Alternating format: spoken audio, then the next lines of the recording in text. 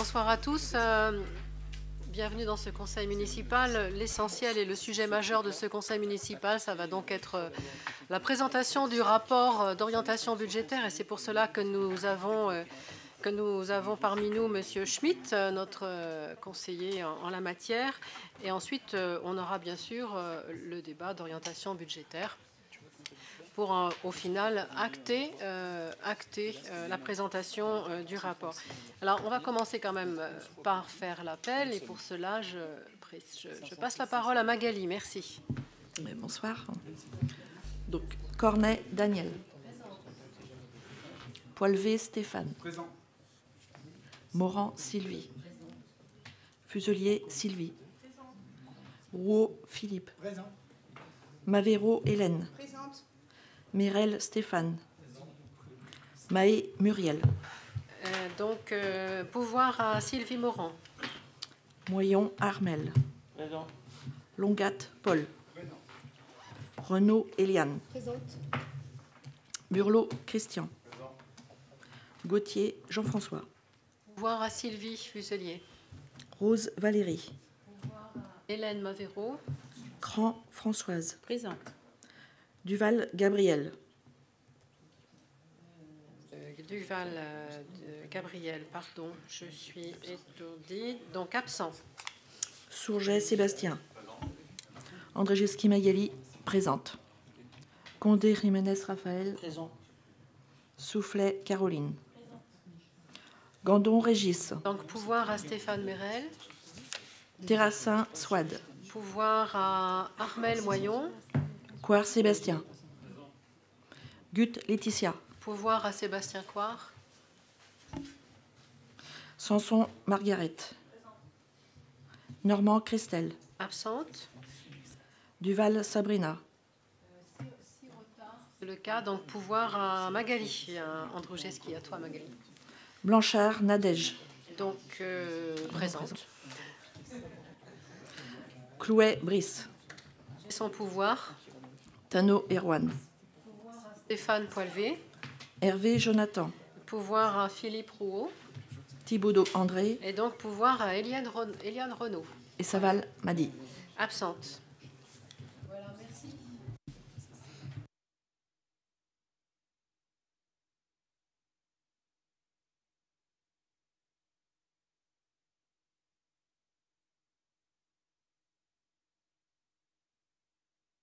Je vous propose de passer à l'approbation du procès-verbal du conseil municipal, de le soumettre à votre vote du conseil du 26 février 2025. Avez-vous des remarques à formuler sur ce procès-verbal?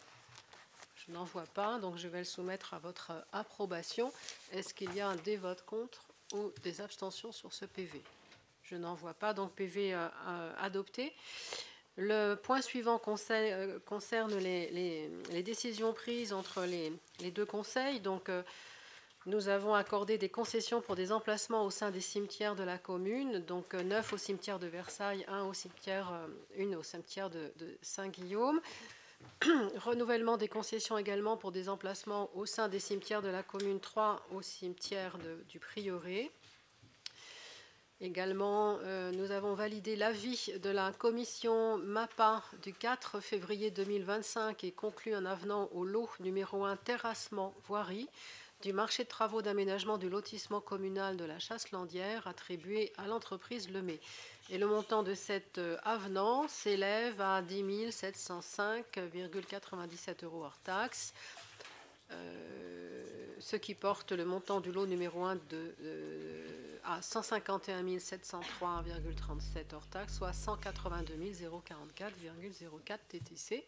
Nous avons également confié à la Sarle dans les Cimes le marché des travaux d'élagage réalisés sur les voiries communales suivantes: rue des Marronniers, rue du Menhir, rue des Châtaigniers, rue du Chêne Vert, route de Saint-Nazaire et route de Crossac, et le montant de cette prestation s'élève à 6 288 € TTC.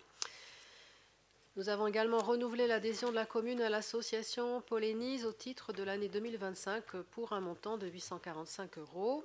Nous avons également autorisé la conclusion d'une convention autorisant l'occupation précaire sur une partie de la parcelle XB 62 pour 260 mètres carrés qui se trouve rue de la Bégouret, et ceci afin de réaliser l'installation d'une citerne souple en vue d'améliorer la défense incendie. Et cette convention est consentie pour une durée de 5 ans à compter de sa signature. Il est fait mention ici que cette convention a fait l'objet d'une présentation au conseil municipal le 26 février dernier. Et néanmoins, sa conclusion entre dans le champ des délégations du conseil municipal au maire, et à ce titre, c'est pour ça qu'elle fait l'objet d'une décision du maire. Nous avons également attribué le marché portant sur la fourniture et l'installation d'un routeur WatchGuard à la société Almeria pour un montant de 6 235 € hors taxe. Attribuer le marché de travaux portant sur la réalisation d'un réseau d'eau pluviale rue de la Gaconnière à l'agence Charrier pour un montant de 6 432 € TTC.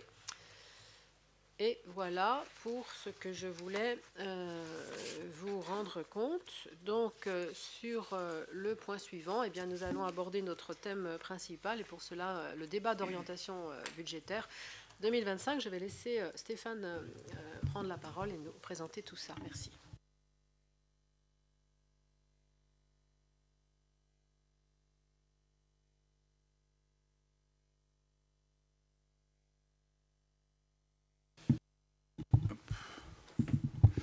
Donc, on va débuter comme habituellement par le budget annexe. Après, on va faire la rétrospective du budget principal. Jean-Michel Schmitt va nous parler de la loi de finances et ses conséquences, et une prospective sur le budget principal en fonction de ça. Et puis, je referai une petite synthèse. Et puis après, on pourra échanger. Juste une question. On attend la fin pour poser les questions ou on les pose au fil de l'eau? Non, tu peux les poser au fil de l'eau. Je sens que tu as déjà des questions. C'est plus cher comme formule. C'est all inclusive. Donc, pour le carré d'argent. Donc, je m'appuie. Si tu as des éléments à apporter, Sylvie, n'hésite pas. Concernant la saison, donc on a vous avez les chiffres, on y reviendra beaucoup plus en détail dans le budget. Là on a une synthèse qui fait apparaître un résultat final de fonctionnement de 27 000 €. On a si on prend le résultat sur l'année, il est négatif, mais comme on avait un excédent, on se retrouve à 27 800. Donc c'est une saison qui a plutôt bien fonctionné, avec un taux de remplissage à plus de 87%. Il y a eu pas mal, il y a eu plus de 5000 billets vendus. Donc les spectacles ont globalement bien marché, à part deux. Autrement, les scolaires aussi ont été assez présents. Donc il y a eu un investissement assez important des enseignants avant les spectacles pour intégrer les enfants un peu mieux dans l'imaginaire. Et puis il y a eu plusieurs classes qui ont pu visiter aussi la salle. Donc il y a eu des locations aussi, comme habituellement, 14 structures accueillies pour 38 représentations, dont on a un représentant ici, c'est la Comédie Pontchâtelaine, entre autres. Donc il y a un total de 18 217 spectateurs qui ont fréquenté en 2024 le Carré d'Argent. On a un retour des écoles qui est très positif. On a un retour des écoles qui est très positif. Est-ce que vous avez des questions par rapport à ça? Non?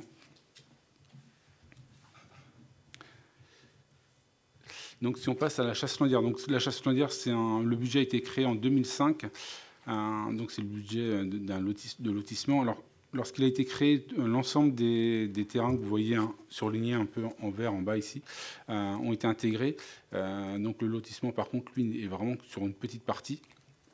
Donc on a quand même intégré dans son budget l'ensemble des terrains, ce qui le pénalise un peu d'un point de vue financier. Donc les travaux, il reste 10 000 € qu'on a passé tout à l'heure, mais autrement les travaux ont été finis en 2024. Et les ventes ont été à peu près terminées. Il en reste une.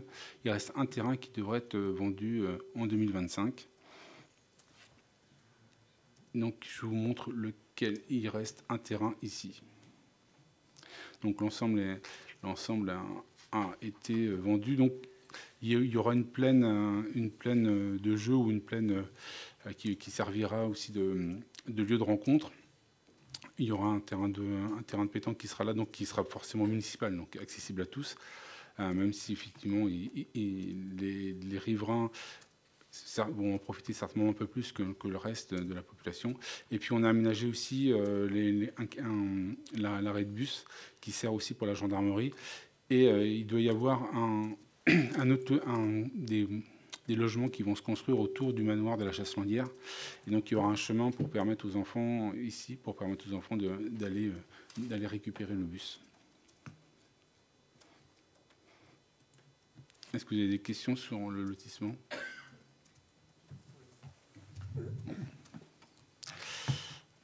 Maintenant, on va passer au budget principal. Donc là, un petit rappel sur la population. Donc, la population des GF pour 2025 est estimée à 11 642. Donc, on est en évolution constante depuis. On a vu une petite année où on avait perdu de la population en total suite à un recensement, parce que le recensement, nous, se fait par secteur. Il suffit qu'une année, le secteur pris en compte ne reflète pas tout à fait bien le territoire, et on peut avoir des petites baisses, ce qui peut avoir quand même des conséquences, parce que pour nous, ça a une conséquence sur les dotations. Donc on voit qu'on est passé, qu'on évolue dans la population municipale totale et DGF. Donc je vous fais un rappel, ou non, c'est bon, vous l'avez tous en tête, comment on calcule les ratios, parce que plus le temps maintenant, ça doit aller, mais c'était au cas où. Et puis les liens entre les dépenses et entre le fonctionnement et l'investissement. Si vous avez des questions, c'est le moment, il y a Jean-Michel à côté. Donc l'évolution de la chaîne d'épargne qu'on a vue tout à l'heure, donc essentiellement celle qu'on prend en référence, c'est la CAF net, qui est en évolution depuis 2019, donc avec une baisse un peu l'année dernière, mais qu'on a rattrapé cette année. Donc c'est pas forcément, c'est pas linéaire, hein, ça évolue en fonction de plein d'éléments qu'on va voir tout à l'heure, et surtout qu'on détaillera lors du budget. Donc là, vous voyez la CAF, avec la CAF moyenne sur le mandat. Et donc, pour rappel, sur le mandat précédent, la CAF moyenne était de 940 000. Donc l'intérêt, c'est de pouvoir financer les investissements à partir de nos propres ressources. Cette CAF nous permet d'éviter d'emprunter ou de moins emprunter. Parce que dans notre cas, on va dire que ça évite de moins emprunter. Les dépenses réelles de fonctionnement ont évolué aussi cette année. On verra plus en détail pourquoi. Les gros impacts, c'est l'énergie et l'eau. Donc l'eau, il faut qu'on travaille sur parce qu'on a été facturé pour une part assainissement qui n'aura pas dû être. Donc on va travailler avec le fournisseur pour récupérer cette partie-là. Parce que les terrains de foot, quand on les arrose, il n'y a pas de traitement puisque ça va directement sur le terrain. Donc en général, c'est pas compté en assainissement. Un petit rappel, donc on est en termes de dépenses de fonctionnement, on est à 975 € pour Pontchâteau. La moyenne de la strate était à 1335, donc on dépense moins par habitant que la moyenne des communes, mais on le va voir tout à l'heure, on a aussi moins de recettes. Donc à un moment, on fait en fonction aussi de ce qu'on a. La composition des dépenses. Donc les charges de personnel s'élèvent c'est la plus grosse partie des dépenses, à 504 € par habitant, pour une moyenne là aussi à 720 € par habitant. Alors c'est pas forcément que les employés à Pontchâteau sont moins bien payés, c'est qu'ils sont un peu moins nombreux. La masse salariale augmente sensiblement en 2023, on le verra aussi, mais donc on reste toujours avec un écart significatif. Et pour la strate, alors, on n'a pas 2024 pour le reste des communes, puisque la comparaison se fera lorsque tous les budgets seront votés et consolidés. Mais quand on regarde par rapport à 2023, les évolutions ont suivi la même tendance que le national, puisque tout le monde subit les mêmes choses, c'est la revalorisation du point, donc tout le monde subit les mêmes contraintes nationales, donc c'est assez logique que l'on suit cette tendance.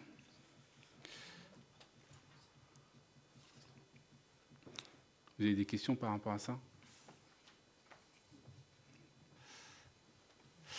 Donc les recettes de fonctionnement, là aussi, elles évoluent dans le bon sens, on va dire, de façon positive. Donc on n'a pas fait de cession en 2024.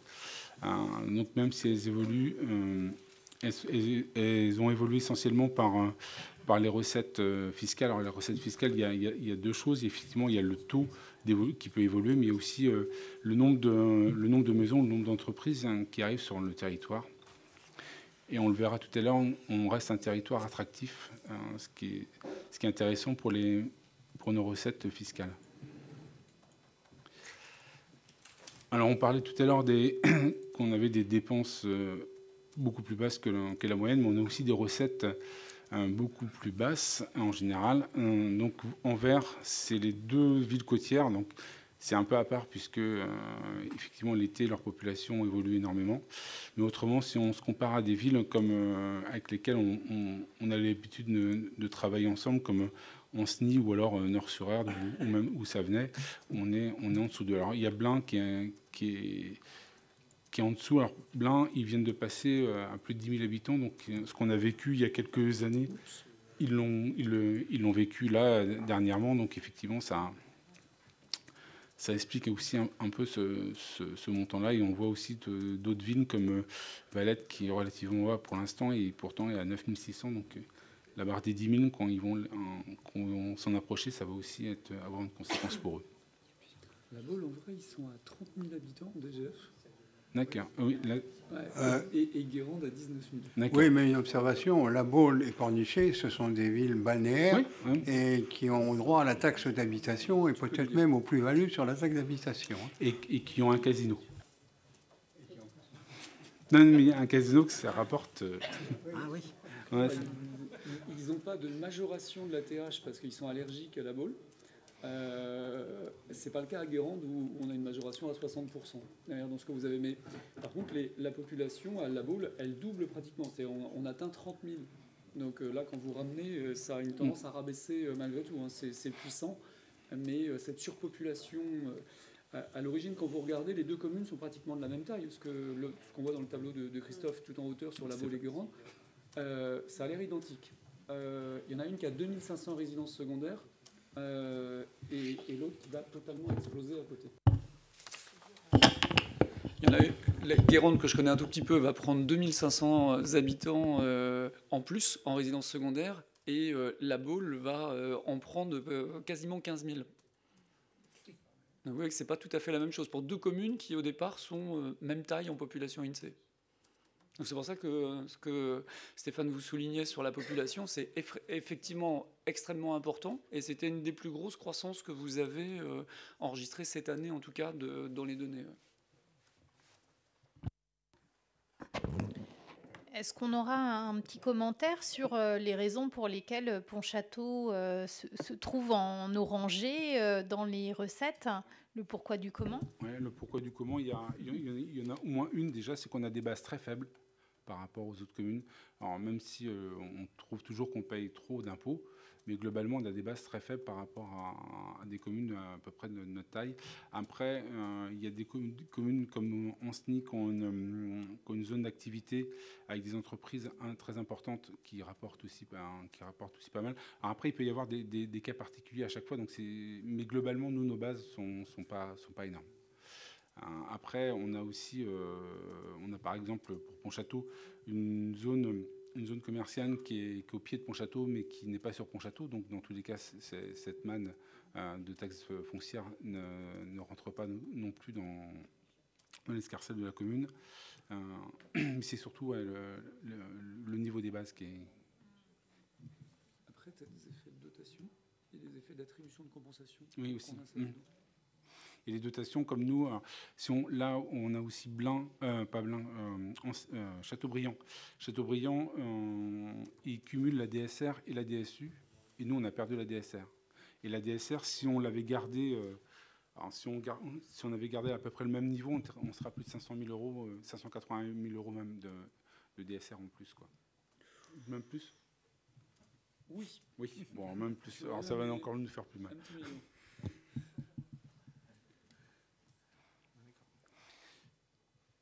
Ça te va comme...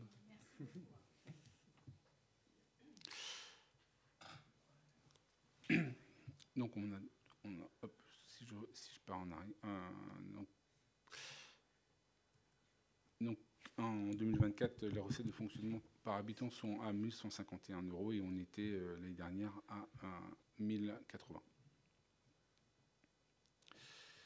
Alors les recettes, les parts de dotation, de compensation et de subvention baissent régulièrement, c'est-à-dire que l'État, les aides qu'on pouvait, enfin les subventions de l'État baissent et ce qu'on appelle la part impôt et taxe, alors c'est un peu bizarre, quand on voit impôt et taxe, on a l'impression que la taxe foncière est dedans, mais ce n'est pas le cas, qui comprend le FPIC et la distribution de compensation baisse aussi.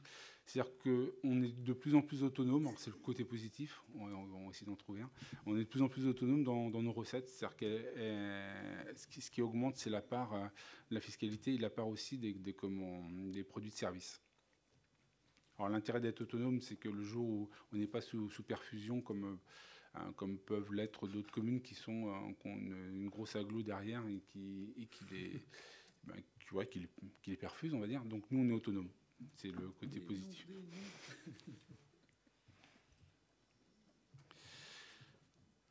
Lorsqu'on prend les dotations de l'État, alors justement, on en parlait tout à l'heure, en 2014, on était à 195 €. On est passé à 168 €, donc ça baisse, ça n'a pas en augmentation. Et si on prend par rapport à 2012, on est à 50 € d'écart.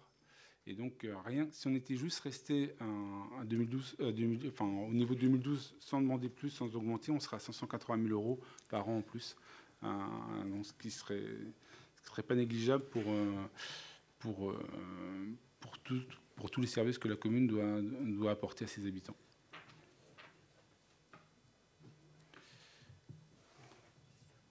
Alors, l'autonomie financière, on en parlait. Donc, il y a tous les produits de service. Donc, je vous rappelle ce que c'est tout ce qui est pour la LSH, la restauration scolaire, le périscolaire, les droits de place pour le marché, les terrasses sur le domaine public, les locations de salles, les travaux de busage et les cimetières. Tout ça, ça rentre dans les produits de service. Et autrement, pour la fiscalité, donc il y a effectivement les nouvelles constructions et puis l'évolution des taux d'imposition. Et la revalorisation forfaitaire de l'État. Donc, lorsqu'on regarde les permis de construire qui ont été déposés sur un laps de temps relativement long, puisqu'on part de 99 à 2024. En 2024, on est en baisse, mais comme on était quand même sur des grosses années juste avant, on se retrouve avec 2024 avec un niveau qui est vraiment largement dans la moyenne. Donc, il n'y a pas un effondrement total, on va dire. Et il y a quelque chose d'autre qui est intéressant, c'est les droits de mutation. C'est-à-dire que notre territoire reste très, très dynamique et très attractif, puisqu'on a eu 448 000 €. Donc, même dans un contexte où beaucoup de communes ont vu leurs droits de mutation baisser, fondre comme neige au soleil dans certains endroits. Nous, on a réussi à les maintenir à un niveau relativement important parce qu'on reste dans le top 3 à peu près de ce qu'on a eu de ces dernières années. La moyenne, la baisse, c'est moins 28%. D'accord. Sur le département.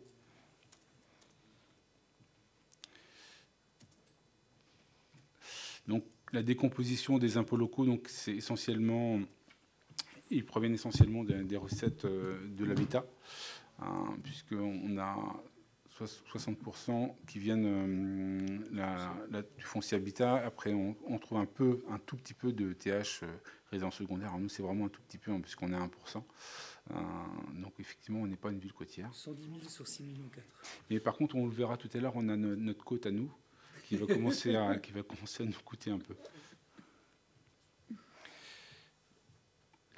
Alors, avant de parler de notre dette, un petit rappel sur les investissements qui ont été faits depuis 2014. Alors déjà, pour montrer que c'est pas régulier non plus, il y a des années où il y en a plus, des années où il y en a moins. Je vous dis ça par rapport à ce qu'on va pouvoir voir tout à l'heure sur la prospective. Donc il y a des années où on était à moins de 2 millions, des années à beaucoup plus.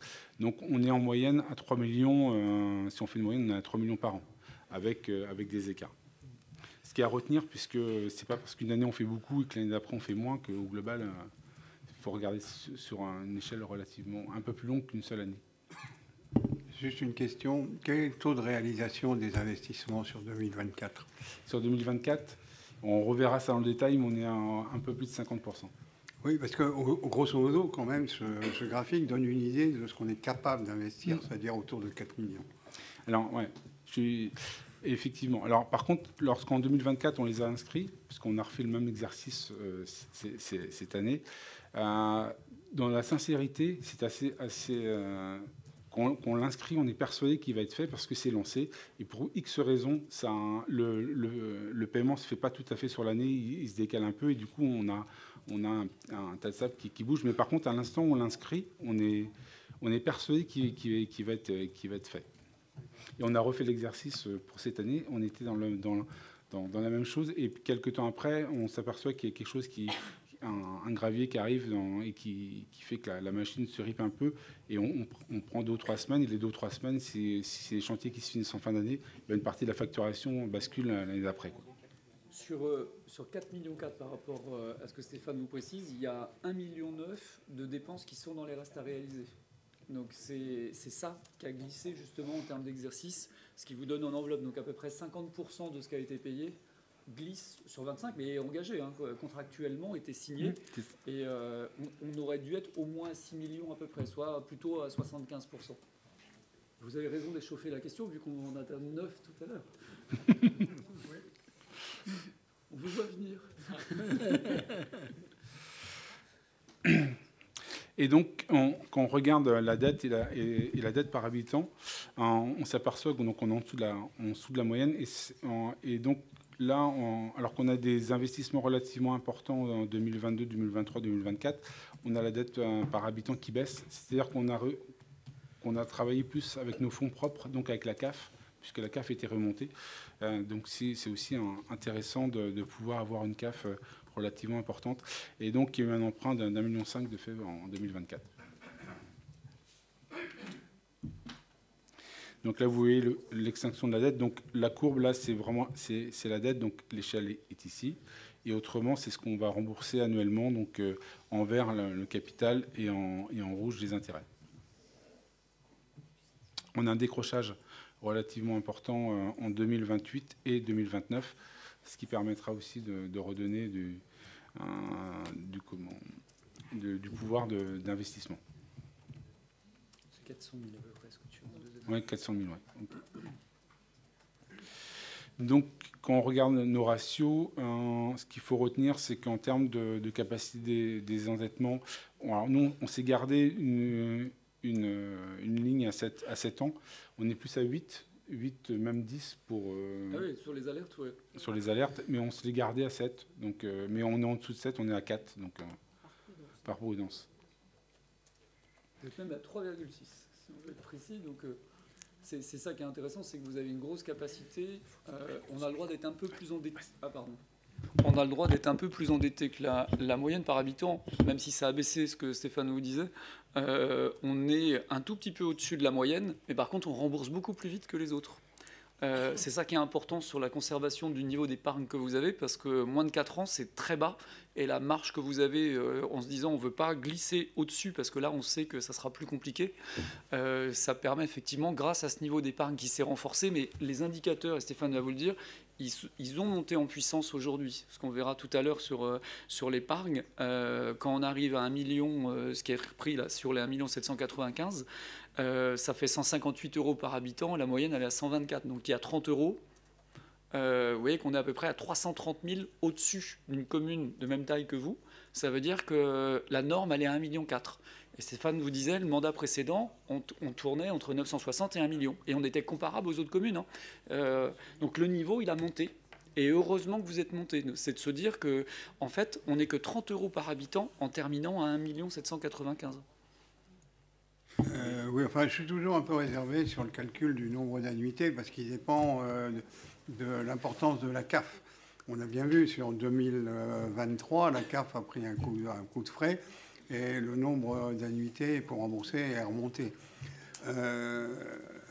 Ouais, mais vous étiez à 4,2. Oui, donc ça mais pas, aujourd'hui, pas très... on tourne si on fait abstraction de 2023, mais qui normalement aurait dû être à peu près dans ces eaux-là, À peine, on en est dessous de à 4 ans. ouais, à peine, mais enfin bon, on connaît les raisons aussi pour lesquelles on a eu le trou d'air. Hein. On est grosso modo à 1,8 million de CAF qui se maintiennent. 2023, le nom va lui donner un nom, hein, ça s'appelle Quattrosic. Oui, ça s'appelle Et vous avez une Quattrosic. participation exceptionnelle qui, sans Quattrosic, vous restez exactement au On même restait niveau. quasiment Ouais, sur ouais. le même niveau. Hein. C'est du conjoncturel qui pourrait être pratiquement retraité en disant sans cet élément-là, Oui. on a vraiment un effet qui n'est pas impactant. Et ce qui est intéressant de voir, c'est aussi sur la durée, parce qu'effectivement, tu peux avoir des épiphénomènes, mais quand on regarde entre 2021, 2022, 2023, 2024, on est à peu près au même niveau. C'est-à-dire qu'on arrive à maintenir ce niveau-là.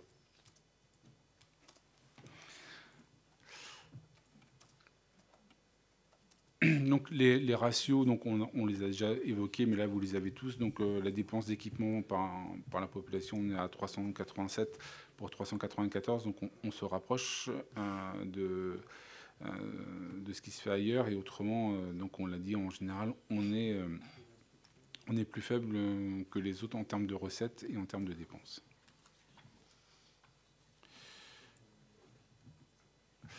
Alors, si on fait une petite synthèse, donc on a des recettes en hausse malgré une DGF par habitant qui baisse régulièrement. L'attractivité de Pontchâteau se vérifie encore avec des droits de mutation qui sont importants.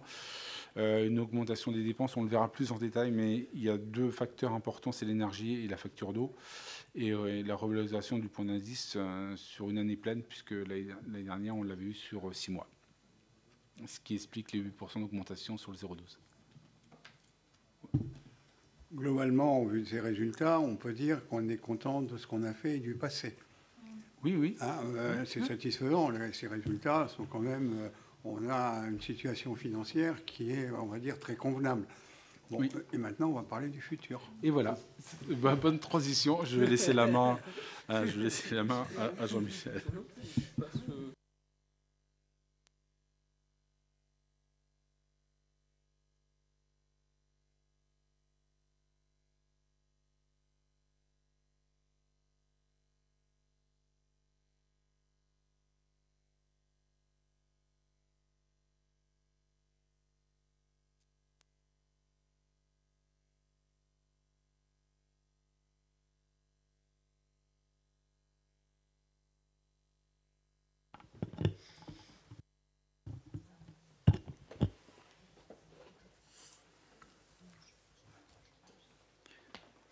Alors, on rentre dans la deuxième partie, que vous avez le droit de commenter, puisque je suis venu dans la première et ce n'était pas prévu. D'accord.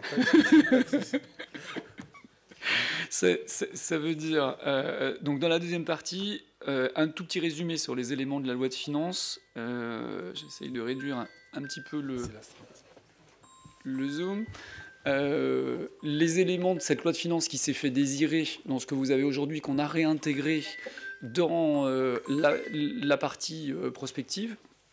Donc vous avez au global, en fait, en passant de la Savoie aux Pyrénées, les résultats ne se sont pas si améliorés que ça, en fin de compte, par rapport au Premier ministre, pour être honnête. On est reparti à peu près à 85% du même chiffre. Et ce qui était défavorable, c'est que les résultats de 2024 n'étaient pas bons, étaient dégradés d'un demi-point. Et donc quand on a parlé en fin d'année d'une économie de 60 milliards, c'est que le constat, aujourd'hui, on allait aller vers un déficit de 7 points. Donc 7% en tout cas dessus, contre les 3 qui sont la barre. On a vu une barre tout à l'heure à 7 ans pour vous. Là, la ligne rouge, pour l'État, c'est 3% de déficit, ce qui est toléré par la Commission européenne. Sauf que là, le Covid, c'est fini. Le quoi qu'il en coûte, c'est fini aussi. Alors, depuis une semaine, il y a autre chose. Il y a autre chose d'un peu plus viril qui se passe. Et donc, les 3%, ils risquent de prendre un peu du plomb dans l'aile si jamais on met de côté sur des dépenses d'armement ou en tout cas de réarmement aujourd'hui. Mais la question, c'est qu'aujourd'hui, on risquait d'avoir une sanction de la Commission européenne parce qu'on dépasse les fameux 3% qui ce n'est plus toléré aujourd'hui.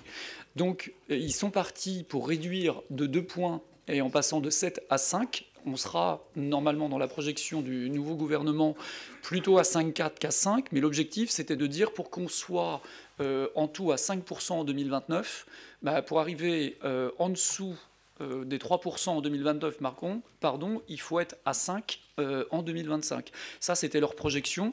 Et dans ce cas-là, il faut faire 2 points de réduction, et 2 points, c'est 60 milliards d'économies.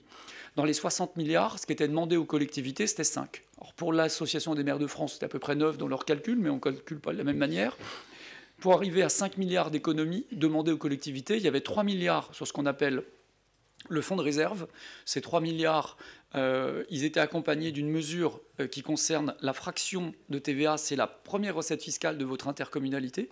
Elle est importante pour le département, elle est importante pour la région aussi. Et la troisième mesure qui faisait 800 millions, c'est une mesure qui était de réduire le remboursement du taux de FCTVA. À la fin, ce qui va se passer dès la mise en place du gouvernement Bayrou, on va passer de 5 milliards à 2,2 milliards, ça tombe bien parce que le Sénat nous avait déjà annoncé ça par la voix de son président, donc il faut croire que le gouvernement est suivi. 2,2 milliards, ça voulait dire qu'il n'y a plus que 2 mesures. Le fonds de réserve passe de 3 milliards à 1, et on va voir qu'il va être complètement transformé. La question, c'est que vous n'êtes pas dedans, et c'est pas anodin parce que dans certains exemples qu'a repris Stéphane tout de suite, il y a des clients qui sont dedans par contre. À moi aussi d'ailleurs des clients, mais qui sont dans ce dispositif qu'on appelle gentiment le DILICO, pour dispositif de lissage conjoncturel des ressources fiscales. Ils ont dû coucher un peu tard pour trouver un nom pareil. Et ce dispositif-là, ce qui est important, c'est que ni vous ni la communauté n'êtes dedans. Et le deuxième dispositif, c'est celui qui concerne, où ils sont pas revenus dedans sur la fraction de TVA, qui est quelque chose d'important pour votre communauté aussi. Et globalement, c'est quand même assez impactant. À l'échelle de la communauté de communes, ça veut dire que c'est la moitié de ces recettes fiscales qui restent sur place. Parce que la disposition qui a été votée, qui n'a jamais été amendée, ça a été de dire on va vous redonner en 2025 le montant de 24. Le problème, c'est que 24, c'est devenu le montant de 23 en novembre. Ça s'est totalement écroulé. Donc, est-ce qu'on est capable de tenir 3 ans avec la même ressource? Ça va se compliquer assez vite. Ça blesse les départements, ça impacte fortement les régions aujourd'hui. Et ça, c'est les 2 principales mesures qu'on a dans la loi de finances. Ce que je voulais vous montrer, alors l'énorme part de dette qu'on a vu tout à l'heure dans ce que vous aviez et ce qu'on discutait chez vous, vous faites partie du petit carré des 251 milliards qu'on a à l'échelle des 3 milliards 100 lorsque c'était pris en 23, qui sont devenus 3 milliards 300, donc 3300 milliards à l'échelle de l'État. Donc on ne représente pas grand-chose, hein. Les collectivités, c'est 9,8% du total. Dans la loi de finances, même si on n'en avait pas réellement besoin, l'impact qui est important, c'est que la dynamique fiscale que vous aviez, on le rappelait tout de suite, ça venait des taux et ça venait de la revalorisation des bases. On sort de 3 années extrêmement dynamiques. Vous aviez en 2022 3,40, 7,10 en 2023, ça avait été assez violent, et 3,9 l'année dernière. Alors c'est quelque chose qui gère l'inflation avec un an d'écart. On la compare de novembre N-2 à novembre N-1, donc 23-24. Et on a un coup d'arrêt sur l'énergie qui fait qu'on passe de 3,9, ce que vous voyez à l'écran, à 1,7. Donc ça veut dire que les recettes fiscales, elles vont s'arrêter complètement, ce qui va être assez impactant pour les collectivités aujourd'hui, que ça soit la partie des communes ou des EPCI. Donc là, à la limite, on n'avait pas besoin de loi de finances, comme à un moment donné, ça traînait un peu et qu'on se demandait si on l'aurait à Noël prochain. Dans les faits, ça, c'était automatique depuis 2018. C'est-à-dire c'est un mécanisme qui est calé et qui sort par l'INSEE en décembre. Donc ce bloc-là, on va aller le voir. On a un peu tergiversé sur la DGF, donc pendant 2 mois et demi, ils ont cherché de l'argent qu'ils n'ont pas trouvé. Et bizarrement, le nouveau gouvernement, lui, en 15 jours, il a trouvé 290 millions. Mais ça a été valable 1 semaine. Donc ils ont trouvé, mais il y a eu une commission mixte qui a dit, non, ça ne sera pas 290, ça sera 150. Donc on va voir quel est l'impact de ces petites choses-là. On était en train de repartir sur le gouvernement Barnier, sur ce que vous voyez à l'écran, 26-8, 26-8, 26-8 pendant 5 ans. Ça veut dire qu'on fait des chaises musicales, c'est-à-dire que quand le volume de DGF ne bouge pas, à l'intérieur, l'État, contrairement à ce qu'on imagine, il remet de l'argent sur la péréquation. La péréquation, c'est la fameuse dotation de solidarité rurale, qu'on aime bien en dessous de 10 000, qu'on n'aime pas trop au-dessus de 10 000, vu qu'elle disparaît. Et c'est ce qui fait les gros écarts, ce que Christophe disait tout à l'heure, quand vous avez encore des communes comme Savenay, etc., qui sont à 9 000 et quelques, 9 500, 9 600, on bénéficie de DSR, et aujourd'hui, une commune de 10 000 habitants, c'est à peu près 1 million d'euros de DSR. En DSU, quand ça paye bien, c'est vous, c'est 300 000. Quand on est nouveau dans la fonction, maintenant, c'est plus que 150. Donc il y a des écarts monstrueux aujourd'hui. Donc l'État, on va voir ce que ça donne chez vous, mais globalement le problème c'est que quand les caisses sont vides, ils remettent de l'argent sur la DSU et dans la DSR, mais ils vont chercher des sous sur la dotation forfaitaire. Donc une commune sur deux va être impactée par ce qu'on appelle l'écrêtement. Et cette question-là sur l'écrêtement, à un moment donné, on va siphonner des communes, c'est-à-dire qu'on va arriver à des dotations forfaitaires qui seront à zéro. Et à force d'attraper des gros poissons dans le filet, alors on a attrapé Paris en 2022, et c'est fini, on l'a totalement siphonné. Et là, ce que je vois au fur et à mesure, c'est que les très gros, on est en train de les siphonner.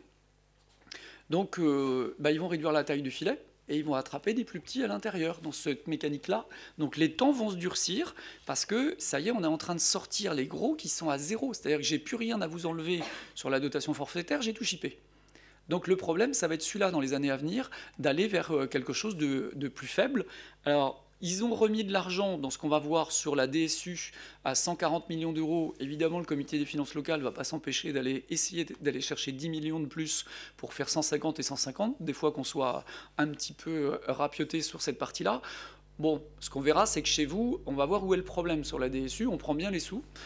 Vous avez bien lu le document, M. Langat.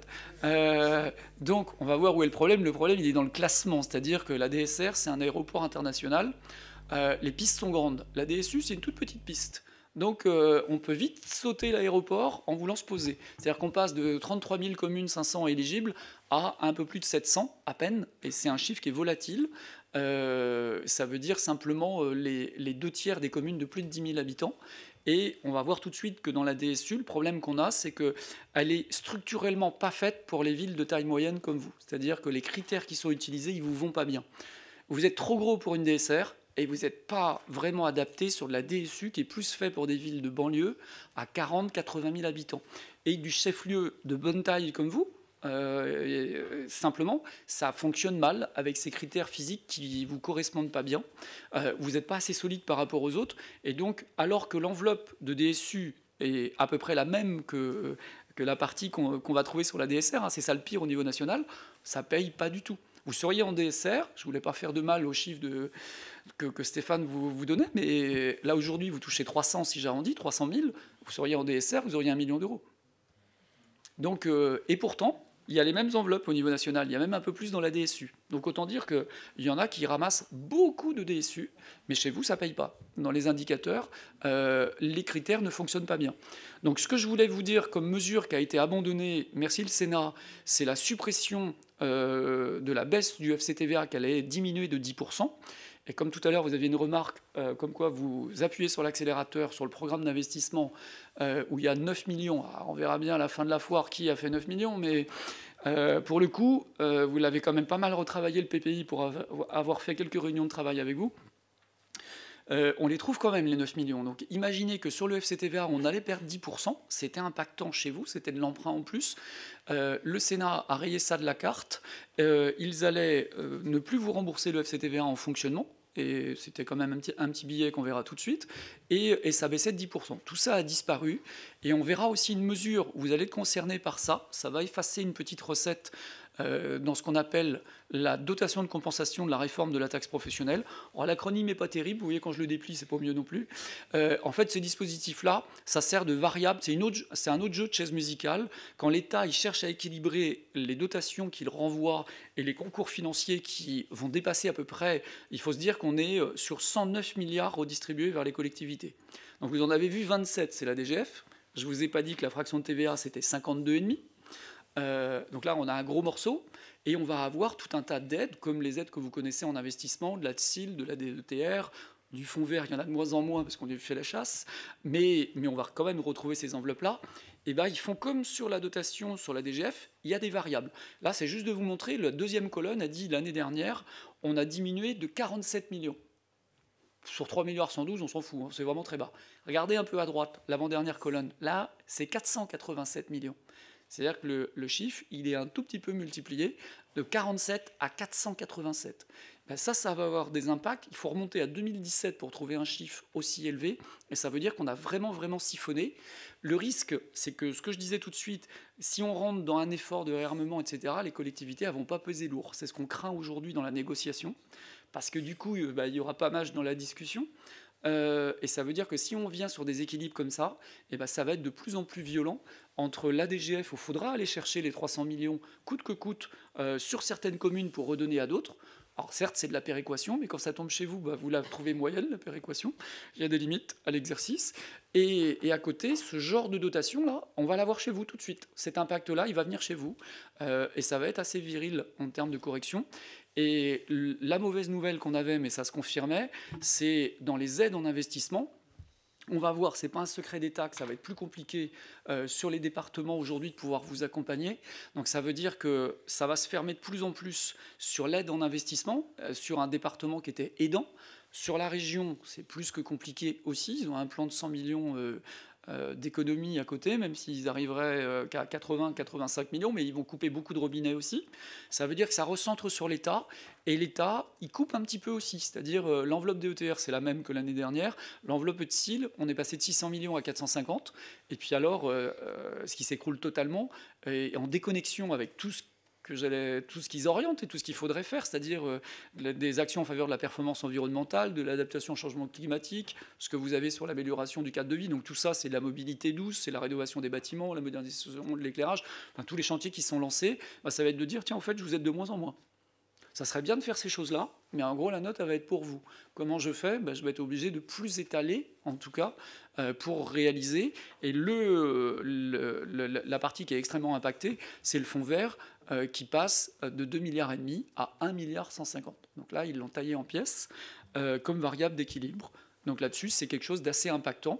Et le jouet auquel vous allez échapper, qui est une création de l'État qui a été transformée par les sénateurs tout à la fin, c'est ce dispositif qui s'appelle le DILICO.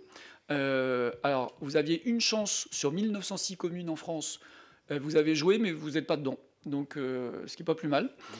C'est un dispositif qui prévoit de freiner la dépense des collectivités. C'est là où on voulait 3 milliards sur 450 collectivités. Donc, le premier dispositif, c'est hyper simple. Si vous avez un budget avec des dépenses de fonctionnement supérieures à 40 millions, je viens vous chipper 2% de vos recettes. Pourquoi ? Parce que j'ai décidé. Donc aussi simple que ça. Donc on est 450. À l'échelle de la Loire-Atlantique, ils ne sont pas nombreux. Ils sont une bande de 2. Cherchez les 2 plus grandes villes et vous allez vite les trouver. Et pareil sur les structures intercommunales. Alors maintenant, les gros, ils ont un peu pleuré en fin d'année en disant c'est pas parce qu'on est gros qu'on a des sous. Alors c'est pas entièrement faux. Et ils se sont dit il y a quand même pas mal de petits costauds que vous oubliez. Ça serait dommage de ne pas les faire rentrer dans le jeu. Du coup, on a recréé un nouveau dispositif qui ne va pas prendre 2% des recettes parce que moi j'ai décidé, mais on va plutôt venir calculer en fonction de niveau de potentiel financier, de richesse, de revenus des habitants. Et dans ce cas-là, on va faire rentrer 2099 collectivités à la place des 450. À l'échelle de votre département, donc ça c'est une super provision. Je vais venir vous chipper un peu de sous, je vais vous la rendre par tiers, et je chipperai 10% que je mettrai dans le FPIC. Alors, je ne sais pas si... Vous vous souvenez ce que c'est, le FPIC ? C'est pas une honte si vous me demandez ce que c'est. Ah ouais, alors, c'est pire qu'en déplie. Le fonds de péréquation des recettes intercommunales et communales, j'avais prévenu. Alors, elle vient de dire tout bas, Madame Corbeil, je préfère le FPIC. Pas faux. Alors, ce que ça veut dire, ce truc-là, en fait, c'est une péréquation qui a été créée en 2016 à hauteur d'1 milliard, où on prend à certains territoires pour redonner à d'autres. Il y en a 750 qui sont éligibles. Vous êtes du côté du Père Noël, c'est-à-dire que vous recevez et vous ne contribuez pas. Là, aujourd'hui, le nouveau dispositif, il dit en Loire-Atlantique, Nantes Métropole aura une petite participation au DILICO de 10,6 millions, ça va quand même, et Saint-Nazaire 1,2 million. Vient de disparaître dedans tout un tas d'autres groupements en tout cas. Il y a que ceux-là qui sont dans le dispositif, avec des recettes qui ont un peu fondu. Et dans les communes tout en bas, ce que je voulais vous dire tout à l'heure, il y avait Anceny. Anceny, par exemple, ils auront 27 000 € de participation. Ça commence à piquer quand on commence à se rapprocher de Donge, 59 000, Bouguenais, 62 000. On rentre dans la gamme au-dessus quand on est à Carquefou, 240 000, Saint-Herblain, 267 000. Donc ça, on va venir vous chipper ça en fonctionnement. Montoire, tout à l'heure, on a dit, sauf si on est aidé par un... je ne vois pas qui c'était, mais ça devait être du côté de Saint-Nazaire quand même. Montoire, par exemple, 282 000, donc ça, c'est extrêmement impactant. Pornichet, 300 000. Alors, regardez simplement si le dispositif il est équitable. Là, on va juste regarder 2 secondes. Nantes, population de Nantes, 336 000 habitants. Population de La Baule, 30 656. Je n'avais pas menti, ils sont 30 000. Saint-Nazaire, 76 000. Prélèvement de ces trois-là, 500 000. C'est-à-dire tout le monde a 500 000. La Baule est 11 fois plus petit que Nantes. Ils ont 523 000, Nantes à 506. Avant le dispositif, ils avaient 6 millions d'euros. On vient de les ramener de 6 à 500. Ça a l'air d'être assez cadeau pour les gros, quand même, dessus. Et Saint-Nazaire, qui est plus de 2 fois et demi plus grand que La Baule, paye 571 pour 523. Il paraît que le dispositif est équitable. Ouais, alors le mot conjoncturel, on est d'accord dans votre remarque. Je partage ce... Oui, alors c'est un conjoncturel qui pourrait fort durer, en tout cas. Et aujourd'hui, le risque, c'est quoi? C'était de dire, je vais vous gêner pour ne pas dépenser. Alors, vous allez nous égratigner un petit poil. Est-ce que ça va les gêner? Pas du tout. Est-ce que ça va les freiner pour emprunter? Non, ça va les obliger d'emprunter plus. Donc on va arriver à l'effet inverse de ce qu'ils voulaient. Donc là, c'est... Mais par contre, c'est très très surprenant et ça commence à grincer un peu déjà. Quand vous voyez les différences de taille, c'est assez incompréhensible. Je veux bien que La Baule soit puissant, mais 11 fois plus grand, j'ai la même valeur, cherchez l'erreur. Donc là-dessus, dans ces éléments, ce qu'on retient, vous, ça va être les éléments sur la DGF, qu'on va regarder tout de suite, les éléments sur les bases pour la ville de Pontchâteau, et indirectement, puisqu'on est dans le siège de votre communauté de communes, alors, les scénarios elles restent solides comme collectivité sur la communauté de communes, mais elle est vraiment impactée par la moitié de ses recettes fiscales qui restent sur place quand même. Donc là-dessus, alors l'État, il nous a vendu en 2021, je transforme la taxe d'habitation en TVA. Je vous rajoute en 2023 la CVAE que personne n'avait demandé avec un ministre de l'économie qui est parti randonner en Suisse. Mais une fois qu'on vous a survendu que c'était un super impôt qui était extrêmement dynamique sur les 10 dernières années, et ben là on trouve assez malin de vous dire en fait il est quand même vachement dynamique, mais il me coûte un quart de mes recettes. Eh ben, je ne vais pas vous rendre la dynamique. Je vais la garder pour moi à l'État. Et ça sera votre contribution. Alors, comme vous pourriez rajouter, monsieur Langat, exceptionnel ou conjoncturel, ils ont intérêt à vite débloquer le dossier, parce que la moitié de vos recettes qui restent sur place, ça ne va pas tenir très longtemps. Pour beaucoup de collectivités, en tout cas, ça c'est sûr. C'est blessant dans ce que vous avez dans les départements, vous mettez les droits de mutation simplement dessus, qui étaient en baisse de 28% sur les communes de moins de 5 000. Ce que Stéphane vous soulignait tout à l'heure, ce qui était assez intéressant, c'est que on est légèrement au-dessus de l'année précédente. Il n'y en a pas eu beaucoup. On est plutôt en chute libre, entre moins 20 et moins 40%. C'est ce que j'ai passé mon temps à voir. Il y a très peu de territoires qui sont restés presque au même niveau. Donc on a eu des ventes et une attractivité. Alors qu'on est dans un contexte qui était assez compliqué, on a continué à acheter chez vous, en tout cas, ce qui était plutôt une bonne nouvelle. Maintenant, il y a parfois des effets économiques qui sont à l'intérieur aussi. Alors quand on prend ces données-là sur les parties économiques, et en se projetant dans la partie de la prospective, donc là, je ne fais que reprendre votre travail. Sur la projection qu'on a sur l'exercice 2025, on a une croissance attendue sur les charges de fonctionnement qui est d'environ 313 000 euros, ça fait 3%, 3,1%. C'est à peu près la vitesse qu'on aurait encore en 2026. Ensuite, on est plus faible à 1,9%. Il y a des effets de correction qui arrivent sur la partie que vous avez sur les autres contributions obligatoires sur la partie des subventions au budget annexe. Et globalement, sur 2025, dans les 313 000 euros que vous avez, on a une quasi-stagnation sur les charges à caractère général. Alors ça a été votre principal levier. C'est un exercice qui est compliqué, que vous avez mené pendant des années. Je pense que vous allez souffrir pour le tenir, mais c'est un bon objectif. On a remis 2% dans ce que vous avez derrière, bon courage, dans les données. Maintenant, ça a été votre principal levier parce que vous n'aviez pas autre chose. Donc la méthode, vous la connaissez, on l'a pratiquée tout le mandat précédent. C'est cette gestion-là qui est optimisée. Et ensuite, vous allez avoir des éléments, principalement, les 2 tiers de l'évolution, c'est les charges de personnel. Tout à l'heure, on voyait que c'était à peu près 50%. Les 2 tiers sur ce que vous avez de l'augmentation, 240 000, c'est principalement des effets que vous allez avoir aujourd'hui de postes que vous avez en année pleine dedans, et des effets de CNRACL, ça c'est une petite blague assez impactante aujourd'hui, où on va augmenter la contribution. Alors, de temps en temps, on me dit « ouais, c'est 3%. » Ah non, c'est pas 3%, c'est 3 points. Ça fait 9,6% d'augmentation en une année sur la cotisation. Alors, la CNRACL, c'est le régime de retraite des titulaires en fait, que vous avez. Ça veut dire qu'aujourd'hui, on aura 6% d'écart entre un contractuel et un titulaire, et dans 4 ans, on aura 15% d'écart avec ce régime-là sur des postes identiques. Donc, on est en train de faire tout l'inverse de ce qu'on nous a expliqué pendant 25 ans, que le contractuel n'était pas beau. Ben là, il va toujours être pas beau, mais il sera pas cher en tout cas. Donc, la question qu'on a aujourd'hui, c'est qu'on a des charges complètement subies dans ce régime-là qui vous tombent dessus du jour au lendemain. C'est d'en avoir un peu sous le coude.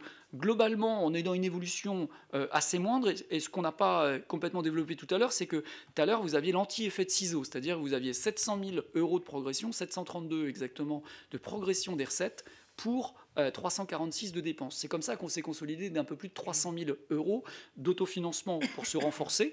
Donc là-dessus, vous étiez juste, ça mettait que 30 euros de plus par habitant par rapport à la moyenne. Dans ce qu'on disait, il n'y avait rien d'exceptionnel. On était dans le niveau, c'était pas extrêmement élevé.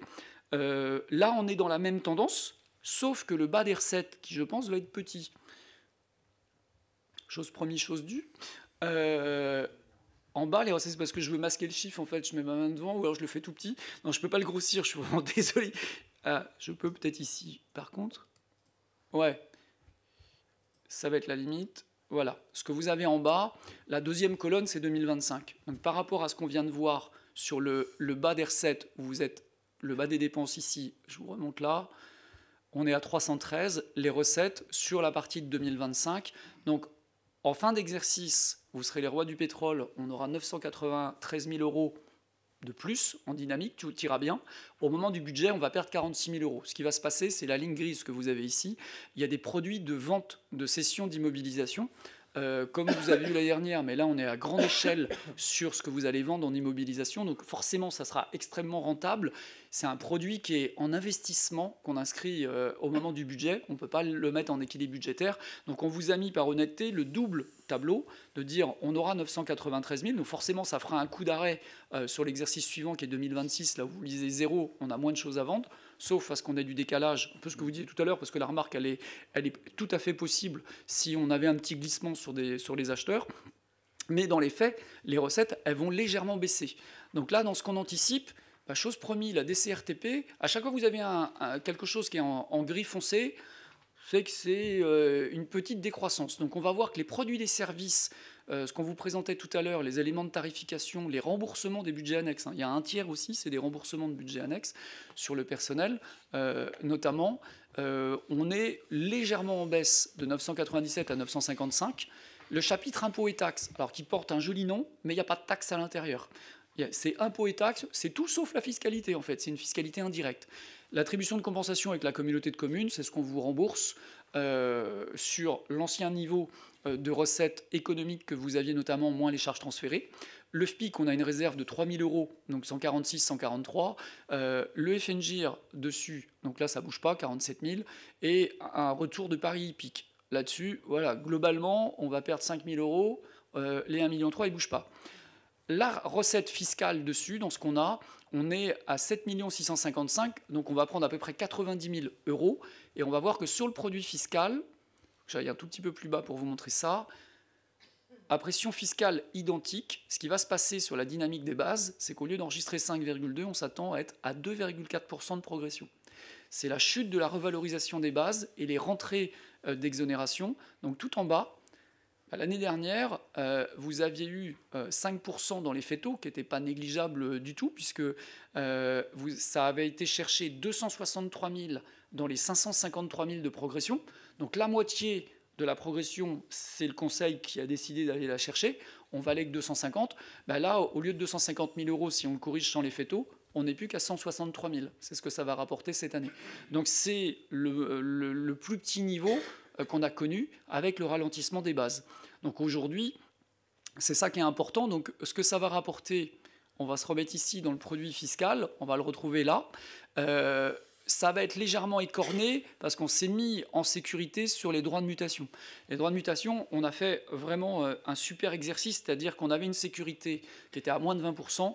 Là, aujourd'hui, on n'a qu'une baisse de 10% parce que ça repart. dans ce qu'on a à côté et on sent que ça repart dans le bon niveau. Donc on a gardé quand même une sécurité de 10 dans ce que vous avez. Partout, on est en reprise, sauf que vous n'étiez pas en retard. Donc dans le niveau, ensuite, on remonte lentement de 5% dans ce que vous avez au global, parce que ce n'est pas une histoire de baisse de prix, c'est une histoire de volume dans ce que vous avez aujourd'hui. Donc ici, on a une réserve qui baisse, c'est ça qui réduit un petit peu le produit fiscal au global. Ensuite, sur la partie des dotations, on va faire un petit zoom sur ces deux-là, sur la forfaitaire et la DSU tout de suite, avant que vous me posiez la question. La DCRTP, c'est cadeau dans le budget de l'État. On vous a chippé, alors chez vous, ça veut dire que quand on baissait la DCRTP, qui était un vieux mécanisme qui date de l'après 2010, eh ben c'est zéro. C'est-à-dire qu'on siphonne tout. En fait, en baissant d'une vingtaine de pourcents, chez vous, ça se traduit par zéro. Je veux bien parier un déjeuner avec le directeur des finances qui se cache à ma gauche, mais en général, il ne paraît pas. Sérieusement, on sera vraiment à zéro sur ce truc-là. Et mine de rien, c'est des petites choses comme ça qui vont enlever sèche. Ensuite, dans les compensations fiscales, on n'a pas beaucoup d'éléments qui vont bouger. On a dans les dotations au global, on passait de 2 848 à 2 804. Donc la DCRTP vous corrige un petit peu dans les éléments qui sont légèrement défavorables. On a une petite baisse qui est attendue sur la dotation nationale de péréquation. Et ensuite, on va prendre aussi un impact sur le fonds départemental de péréquation de la taxe professionnelle, parce que lui aussi, c'est une variable d'ajustement. Et on a resserré la partie des aides de la CAF dans les informations que vous aviez à 250 000 €. On avait des grosses régules qui sont tombées sur la partie 2024. Ensuite, on retrouvera les produits de gestion avec les revenus des immeubles. Donc là, c'est important sur les locations. Les 172 que vous voyez à droite, c'est la maison de santé dessus dans ce que vous avez lorsqu'elle va fonctionner complètement. Donc au global, on a une année qui est un petit peu plus compliquée et ça va forcément piquer un peu parce que je prends des charges de 300 000 et je baisse en recettes. Vous pouvez additionner les deux, ça a la même saveur, hein. Une dépense qui progresse, une recette qui diminue, ça va se marier comme ça.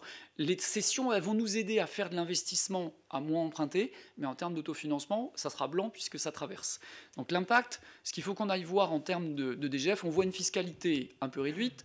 En termes de DGF, aujourd'hui, alors je vais montrer l'impact pour le contribuable, il y en a au moins un qui sera content. Sur le contribuable moyen, l'avantage de ce que la revalorisation de la maison s'écroule, c'est qu'en tout et pour tout, la maison type, elle devrait augmenter de moins de 15 €. Et pour quelqu'un qui est mensualisé, et vous êtes nombreux à être mensualisés, puisqu'il y a 80% des gens qui le sont, ça représentera 1,20 € d'évolution. Donc là, on est dans quelque chose, pour le contribuable, c'est parfait. Pour la collectivité, c'est un petit peu moins bon. Hein. Quand on cherche des sous, forcément, on est dans quelque chose d'un peu moins favorable. Sur la partie de la dotation forfaitaire, c'est-à-dire une grosse enveloppe quand même, les 1,2 million que vous avez, on a une chance, c'est que votre commune passe à travers les gouttes sur la petite chose en vert, que je pourrais mettre en rouge, mais chez vous, ça reste du vert. Une commune sur deux va se faire un petit peu attraper. Une commune de votre taille, allez, si j'étais désagréable, je pourrais vous chipper 100 000 €. Mais je ne suis pas désagréable. L'écrêtement, alors de ce que j'ai dans des clients comparables à vous, mais ce que Stéphane disait tout à l'heure, vous avez vu qu'il était contre en disant non, c'est pas la peine, on ne va pas faire 100 000 €. En fait, les communes un peu plus puissantes, qu'il montrait tout à l'heure dans la question que la personne avait sur le niveau des recettes, quand j'ai ce type de client un peu plus costaud que vous, sur des communes à 10-11 000 habitants, on va aller ramasser sans aucun problème 100 000 sur la figure. Et ça veut dire que quand on prend 100 000, répétez l'exercice quelques années, faites-le sur un mandat, vous aurez vite fait, on peut siphonner. Et c'est comme ça, une commune sur deux va ramasser. J'ai des communes de 5 000 habitants où on est entre 40 et 50 000. Donc on prend. Demain, j'ai une commune de 4 000 habitants le matin, elle ramasse une vingtaine de milliers d'euros. Donc c'est exceptionnel qu'on passe à travers les gouttes. Comme vous avez une bonne croissance de population, vous allez vous au contraire récupérer 18 000 €. Alors à l'échelle de votre budget, c'est modeste. Ce que j'essayais de vous dire, c'est plutôt bien qu'on ne perde pas par rapport à d'autres. Donc là, je les prends pour vous, c'est vraiment très bien. Les 18 000 €, ils sont les bienvenus. La population DGF, elle est... Pour une fois qu'on est dans le bon. Oui, il le dit tout bas, c'est vraiment favorable. Et au global, vous allez prendre en tout 185 habitants en population DGF. On aura un petit repli des résidences secondaires où le fichier n'est pas encore public, mais c'est le vrai chiffre que vous verrez ici. J'aurais une tendance à dire que ça devient des résidences principales, ce qui est plutôt pas mal. C'est-à-dire c'est des maisons qui sont revendues, c'est des gens qui sont à l'année. Alors, c'est des gens qui avaient l'amabilité de payer une TH en plus. Donc c'est pour ça qu'on les aime bien, ce que vous disiez tout à l'heure sur votre remarque en bord de côte. Et effectivement, on peut avoir jusque 30%, 30-35% sur les grosses communes que vous avez, ou dans le produit fiscal, c'est ce que représente la TH aujourd'hui. Alors, sur la forfaitaire, ça va. Ce qui nous inquiète un tout petit peu plus, où on est en vigilance, c'est cette petite chose-là, c'est mon aérodrome de tout à l'heure. C'est de se dire que quand vous avez basculé du mauvais côté de la force, on a touché une super DSU. Alors, elle est certes annoncée en progression, elle évoluera peut-être un peu plus que ça si le comité des finances locales gentiment nous remet 10 millions dans les malheureux 140 qu'on avait, et c'était pas équitable. L'année dernière, ils avaient fait le même coup. Là, pour le coup, on était dans le budget. Ce qui est important, c'est le classement que vous avez en rouge. C'est-à-dire que vous êtes, en 2020, 566e sur 193 places, sur 693, donc j'ai 127 places de marge. On va voir qu'en 2022, on n'a plus que 53 places de marge. Ça se maintient en 23. On est tombé l'année dernière à 30 places. Donc le problème, ça peut tenir pendant un petit moment au bord du précipice et ça peut basculer aussi. Alors du coup, comme effectivement c'est quelque chose qu'on a regardé, je te remercie pour le fichier que tu m'as transmis. Donc j'ai regardé un peu comment ça se fait qu'on glissait. Et bizarrement, l'indicateur, il a une multitude d'entrées, mais il en a une assez importante, c'est le nombre de logements sociaux, et puis aussi le nombre de bénéficiaires d'aide au logement sur la commune. Et nous, on s'aperçoit qu'entre 2020 et 2024, le nombre de logements sociaux, bien qu'on en a fait, a stagné. Alors, soit le fichier n'est pas tout à fait bon, il n'est pas tout à fait à jour, ou alors il se passe aussi des choses, c'est-à-dire qu'il y a des bailleurs sociaux qui vendent une partie de leurs biens, ce qui fait que nous, on en rentre et eux, ils en sortent. Et donc, au bout du compte, on est à peu près à l'équilibre. Par contre, là, cette année, en 2025, dès le début de l'année, il y a eu une ouverture de logements à côté, en face le Landas. Il y en a une en fin d'année dernière en face la Boule d'Or. Il y en a d'autres qui vont arriver, donc on peut espérer pouvoir se maintenir. Alors, effectivement, on ne fera pas des bons en avant, mais pouvoir se maintenir dans ce classement. Mais bon, c'est pas écrit, hein, mais au moins on peut espérer avec ce qui va arriver. Mais le fait que certains bailleurs vendent, enfin ils sont pratiquement tous en vente, hein, ce que tu disais, donc certains sont vendus, on va en repasser quelques-uns, mais pas beaucoup en commission des impôts, mais effectivement ça ne joue pas en notre faveur, ça. Heureusement qu'il en rentre un peu plus cette année. Ouais, le problème dans les indicateurs, c'est ce que font les autres aussi, parce que du coup, j'ai dit, le nombre, c'est pas un nombre fixe. Vous voyez qu'il est évolutif, 693, 706, pourquoi ? Parce que la formule, ça veut dire les 2/3 des communes de plus de 10 000. Donc, prochain client, ça venait dessus, ils sont prévenus. Donc, ils se sont dit, on va attendre encore un peu, on va pas passer tout de suite dans la DSU. Mais au-delà de vous le présenter avec sourire, c'est de se dire des créations de communes nouvelles ou autres, d'autres collectivités par rapport à ce que Stéphane représentait, qui peuvent plus monter en puissance, ça peut vous dégrader dans le classement et on se fait aussi sortir par les autres. Là, le fichier, il va changer dans le mode de collecte, effectivement. Et quand on perd ce mécanisme-là, je suis obligé de vous dire ça, ça se fait sur 2 ans. C'est-à-dire qu'on ne perd pas tout de suite 340 000. Ils ont la générosité de vous donner 50% pendant quand même un an. Donc, ouais, il faut quand même surveiller. Là, aujourd'hui, sur la DSR, à l'arrache, parce que c'était les grands moments de négociation en fin d'année, à un moment donné, avec le Sénat, ils ont modifié la DSR et ils ont laissé, vous savez que quand vous êtes sorti, vous aviez eu qu'une année d'aide, 50% sur 2 dotations et après plus rien. Et là, on sort en sifflet sur 3 ans. depuis le mois de décembre. Donc les communes qui vont rentrer dans ce jeu-là, ça veut dire aussi que c'est pas interdit sur la DSU qu'on rappelle un peu les mêmes mécaniques et qu'on n'ait pas des systèmes aussi violents, pour ajouter à ce que Stéphane disait, parce que là, dans les éléments en négociation, c'est impactant pour tout le monde, et une demi-année, c'est ridicule. Ça laisse 300 000, c'est quand même une somme assez conséquente chez vous. Donc c'est pas anodin. Donc la question qu'on a en vigilance avec le niveau de 2024, c'est ça peut tenir, le changement il peut jouer sur le comptage. Le problème c'est qu'on joue aussi contre tous les autres. Et en fait on joue pas uniquement dans ceux qui sont éligibles, c'est des collectivités qui peuvent ne pas être très favorables et qui redeviennent favorables parce qu'ils ont beaucoup investi sur des logements sociaux qui n'étaient pas comptés non plus. C'est-à-dire qu'il y en a d'autres qui peuvent rentrer dans le jeu, et tout ça, c'est un indice. Parce que Stéphane voulait voir le fichier. Il a vu le fichier, je ne sais plus combien, ça passait pas tellement c'était gros, je crois que j'ai envoyé 30 ou 50 mégas parce que le fichier était sympa. Je l'avais resserré sur la Loire-Atlantique, parce que sinon, sur la France, c'était un peu monstrueux. Mais c'était déjà énorme. Donc, en fait, ça donne l'idée qu'on a tout le monde contre soi. C'est même pas uniquement dans les étapes. Ça permettait d'aller chercher ce qu'il vous a dit en voulant comprendre dans les indicateurs ce qui avait bougé, mais c'est de se dire qu'on a tous les autres sur les bras. Plus ceux qui sont en devenir, c'est-à-dire ceux qui sont pas loin de pouvoir rentrer dans le jeu, qui serait un peu désagréable de vous passer devant. Et c'est cet élément-là. Donc là, ce qui est plus vigilant à regarder, ça va être cette histoire de DSU, effectivement. Dans la DNP, dans les indicateurs, ce qu'on avait aujourd'hui, malgré la population, on était légèrement à la baisse en termes de prévision. C'est pas grave que ça baisse un peu. Ce qui nous inquiète plus, c'est sortir de l'éligibilité des données. Donc le scénario qu'on teste ce soir, il montre une stabilité de la pression fiscale sur la période qui va faire 2025-2028. On a continué dans la logique de ce que vous aviez, à avoir une lisibilité assez longue, en testant le plan pluriannuel de la commune.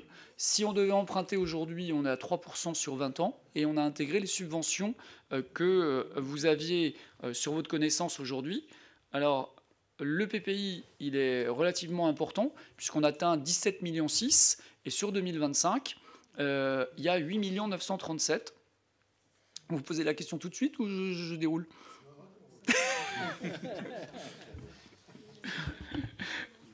Alors, ce que je vous disais sérieusement sur, évidemment, c'est le double de l'année dernière, qui était dans les grosses années, parce que quand Christophe a donné là, on est un peu en dessous de 3 millions, et on voit par contre la grosse montée en puissance des programmes que vous avez mis, parce que 23-24, ce qu'il a présenté tout à l'heure, on voit quand même l'escalier. Là, pour le coup, ça continue. Il y aura cette question-là, mais ce qui est extrêmement important, c'est quand vous regardez, on a 13 millions en 2 ans, quand même, accessoirement, dans ce que vous avez aujourd'hui entre 25 et 26. Sur 2025, ce que ça veut dire, c'est que face à ces 9 millions 17 avec les travaux en régie que vous avez en dessous, on aurait aujourd'hui encore 1 850 000 de subventions, avec le remboursement du FCTVA, de la taxe d'aménagement, ce qui représenterait 2 540 000 de recettes. Il nous reste 6 477 000 à trouver. L'autofinancement, alors là, recalculé gentiment, c'est le budgétaire avec les ventes, c'est pour ça qu'il est aussi gros, y aller 1 100 000. On aurait besoin d'un emprunt de 4 millions si vous n'aviez aucune réserve. Avec vos réserves d'1 794 000, on va emprunter que 3 millions d'euros. Et maintenir un fonds de roulement à 2 mois de dépenses de fonctionnement à 800 000 euros. La seule chose, c'est que quand on va répéter l'exercice, il faut réemprunter quasiment 2 fois 950 000 quand j'arrondis 47 et 65. Et au total, on est sur 5 millions d'emprunts pour financer 17,6 millions. Alors, ce n'est pas gigantesque en tant que tel. Le problème des emprunts, c'est qu'il faut un petit peu les rembourser. Et donc, ce que vous voyez en termes d'autofinancement, c'est que de 1 795 000, donc on était mieux que la moyenne, là, vous tombez dans la moyenne. C'est-à-dire ça ne s'écroule pas. On arrive à 1 357 000. Et ensuite, on va retomber dans le niveau qui était pour moi plus satisfaisant dans le mandat précédent. Mais là, il faut se dire que la moyenne, elle est à peu près 1,3 million. Donc c'est pour ça que le niveau, vous savez travailler avec cet objectif-là, mais on peut être que moyen. Et il faut surveiller la partie de la DSU en même temps dessus, parce que là, il ne faut pas qu'elle vole, la DSU. Si ça volait, il y aurait 360 000 en moins, et là, ça serait plus compliqué. Simplement, aujourd'hui, lorsque vous empruntez ces 5 millions, ça veut dire que quand on regarde en bout de période, avec là, on est en autofinancement net, donc ce qu'on va regarder, c'est la brute, et on n'atteint que 4 années et demie de remboursement dans ce que vous avez aujourd'hui. On a 10 millions 4 d'encours. Bon, c'est ce que vous avez par hasard. On est à 10 295 en 2024. Donc là, aujourd'hui, il faut que ça tienne sur la partie de la DSU sur le début de période au moins, pour que le scénario, aujourd'hui, il ne soit pas plus impactant que ça en termes de niveau. Alors, on arrive à financer les 17 millions 6 que vous avez. On est redescendu dans la période d'emprunt par rapport à 2024, qui était un peu désagréable, où on était passé bien au-dessus de 4,5 en début d'exercice. On a fini aux alentours de 3,20 dans ce que vous aviez. Et l'année dernière, vous aviez eu un recours d'emprunt qui était d'1,5 million. Là, on est dans la version au-dessus, c'est-à-dire qu'il faudrait le double d'emprunt. Ça va dépendre un peu de la remarque que vous aviez tout à l'heure en disant le taux de réalisation. C'est la vraie remarque. De se dire, si je suis plus faible, oui, si on était à la moitié, on passerait qu'1,5 million d'emprunt, mais on aura sûrement du décalage, parce que tout ce que vous avez, c'est des souhaits engagés. Donc c'est un petit peu la remarque que vous avez. Si on a un glissement, on aura un glissement aussi des recettes en tant que telles. Donc globalement, ça ne baisse pas. L'escalier s'arrête dans ce que vous avez en tout cas aujourd'hui. Simplement, le niveau qui était extrêmement favorable de 2024, dans les conditions qu'on connaît là aujourd'hui avec du ralentissement de base, les droits de mutation qu'on n'a pas trop ralenti quand même derrière, le danger, il est uniquement sur la DSU. On arrive à avoir un résultat qui est relativement correct pour vous. Alors, il y a quelques années, on aurait signé au supérieur à 1 million d'euros. Oui, vous preniez, vous signez, je pense, dessus, parce qu'à 900 000. Mais ce qui est important, c'est que vous réussissez à faire le programme, ce que vous souhaitez aujourd'hui. Il y a déjà des arbitrages, je pense, dessus. Et la réponse, c'est le lissage, dans tous les cas, dans ce qu'on a aujourd'hui. Parce que sinon, on a l'effet entonnoir. L'effet entonnoir, ça veut dire qu'on essaye d'en faire beaucoup en même temps et qu'on suremprunte. Juste pour rappeler par rapport à ce qu'on a pu présenter l'année dernière, on avait fait deux scénarios l'année dernière. Et dans le scénario le plus favorable pour les finances de la commune, on était à la dernière année de simulation dans les mêmes niveaux exactement d'investissement et la CAF était à peu près à peu près pareil. Donc ça ne bouge pas en termes d'évolution par rapport à ce qu'on avait vu l'année dernière. Là, il y a une différence aussi, c'est le niveau des subventions, où l'année dernière, on n'avait pas encore, il y avait moins d'inquiétude que maintenant. On était parti sur des niveaux de subventions un peu plus élevés. Là, on les a revus volontairement à la prudence, à la baisse, pour ne pas être déçus si jamais on n'en a pas. Donc, on part sur des investissements avec très, très peu de subventions. Et ça fait 2,8 millions sur ce que Stéphane vous dit, sur les 17,6 millions qu'on a à côté. Donc on n'est pas sur des gros scores, parce que c'est vrai que vous avez été assez aidé, ou en tout cas considéré comme avoir été pas mal aidé. Et donc du coup, il y a des petites pauses sur les grosses collectivités. Donc là-dessus, c'est les montants que vous tenez. C'est pour ça que ça s'écroule autant. C'est-à-dire en 27-28, on a 0 accord. Là, ce que vous avez dans les chiffres, ils sont tenus aujourd'hui. Ensuite, on est un peu dans un désert de la subvention là, à partir de 27-28. Pourquoi est-ce qu'on est dans un désert peut-être Parce que on prend les questions dans l'ordre. C'est les dossiers et l'éligibilité que vous avez aujourd'hui, en se disant que là, ça resserre beaucoup sur les aides de l'État, DETR, TSIL, qu'on ne peut pas avoir tous les ans non plus sur l'ensemble des projets. Et ce que vous avez après dans le programme 2027-2028, vous avez des choses qui sont beaucoup moins éligibles que ce qu'on a en 25-26, avec une fermeture plus compliquée du département, de la région, qui sortent un petit peu du jeu, mais qui ont été présents avant. C'est ce que vous aviez, ce n'était pas anodin. Aujourd'hui, ça vous resserre complètement. Il y a des programmes qui ne sont plus du tout soutenus. Donc là, la question, ça n'interdit pas que ça revienne, mais pour l'instant, ce que vous avez mis, c'est uniquement là où vous étiez certain des chiffres. C'est-à-dire que c'était vraiment la prudence. Ce qui sera important tout de suite, ça sera après sur les éléments de 26 notamment, de voir en termes de compléments. Mais voilà, dans les taux qu'on a aujourd'hui, il y a des endroits, c'est encore plus compliqué. C'est-à-dire qu'il y a du décalage. Demain, je suis dans le Morbihan. Le président du Morbihan, M. Lapartien, il avait annoncé en décembre, au fait, en 25, sur les collectivités, ça sera 0. Donc on versait plus de 80 millions d'euros de subventions, ils sont à 0. Donc on n'a pas des cas comme ça. Tiens, il y a quelqu'un qui était dans le Morbihan avant, là. à la droite de Madame Cornet. Ouais, c'est fou parce que c'est un département extrêmement puissant. Ils font une pause totale et c'était le premier sponsor. Donc il y a des départements, c'est extrêmement...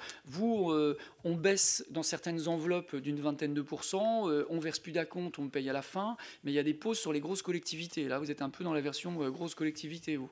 Et là-dessus, ça, c'est extrêmement impactant parce que ils perdent sur les droits de mutation, ils ont des explosions de dépenses sociales dans ce que vous avez, la fraction de TVA reste sur place. Donc c'est hyper impactant. Vous rajoutez un peu d'illico pour certains départements et la coupe est assez pleine. Donc les principales variables, c'est sur quoi je peux m'alléger en fonctionnement. Et je coupe des subventions dans les programmes et ça a un effet ricochet. C'est-à-dire que des collectivités puissantes comme vous, on va pouvoir continuer en se disant est-ce que ça passe en emprunt? C'était tout le jeu des éléments de préparation qu'on a fait avec vous. C'est plus d'emprunts que ce qu'on avait prévu initialement, mais ça passe. C'est ce qu'on a aujourd'hui. La seule chose, c'est ça, c'est qu'aujourd'hui, on va vers un autre monde en termes de subventions. Là, c'est évident. Quand vous voyez tout à l'heure ce que je vous disais, le fonds vert, 2,5 milliards, 1,150 milliard. Donc, on va avoir une réduction de moitié. Donc, tous les dossiers passeront pas.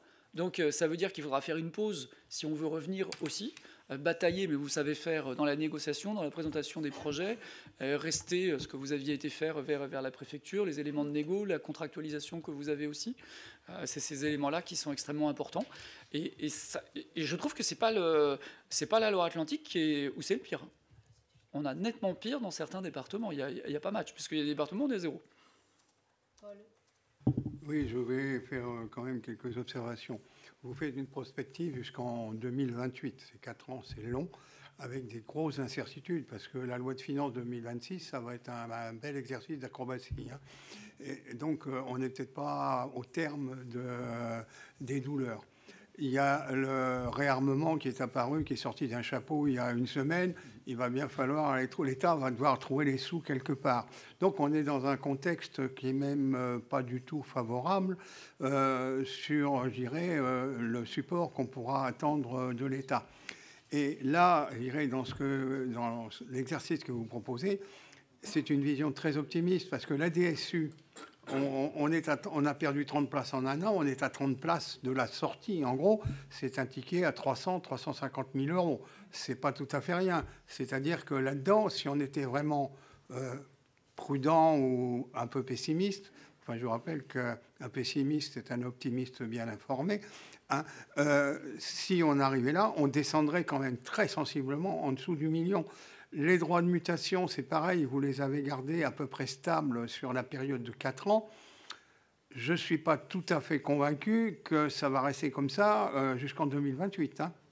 Ça repart. Ça repart. Ce que vous avez dans les éléments simplement de projection aujourd'hui, alors, le document dans ce qu'on a fait avec vous, pour tout vous dire, on ne l'a pas fait avant-hier ni la semaine dernière. Donc oui. On est dans les éléments de la loi de finances lorsqu'on l'a préparé. Vous avez raison, c'est que l'élément qui tombe sur l'Ukraine et qui peut changer complètement la donne, personne ne l'a aujourd'hui dans l'impact. Ce qui est certain, c'est que, c'est ce que je disais tout à l'heure, on ne pèsera rien face à du réarmement dessus si on était dans quelque chose d'aussi tendu. Alors vous avez vu que ça dépend des jours et ça dépend des semaines, parce que maintenant ils sont copains, ils re-signent des trucs entre eux. Peut-être qu'on ne va pas envahir le Groenland tout de suite. Donc ça veut dire que j'essaye de ne pas être optimiste, de se dire le vrai risque qu'on a dessus, c'est la partie sur la DSU. Ah, absolument d'accord dedans. Simplement, là, dans le risque, ce que disait Christophe, c'est Stéphane, en rentrant dans les éléments de calcul, on peut piétiner, on peut avoir des évolutions, mais c'est certain que cette chose-là, si ça partait, il faudrait la remplacer et qu'on aura quelques points de fiscalité à l'intérieur. Donc là, c'est de dire, si on était absolument pessimiste dans les données, c'est dangereux 26-27. Très honnêtement, c'est sûr. Là, dans ces données-là, on aura ce truc-là. Aujourd'hui, dans la variable, ça veut dire qu'on va être obligé de refaire l'exercice de plus en plus tôt aussi, c'est-à-dire qu'on est obligé de se recadrer en cours d'année avec les variantes. Alors, l'incertitude qu'on connaît en ce moment au niveau de l'État, qui pariera sur l'Assemblée passer l'été, on va voir.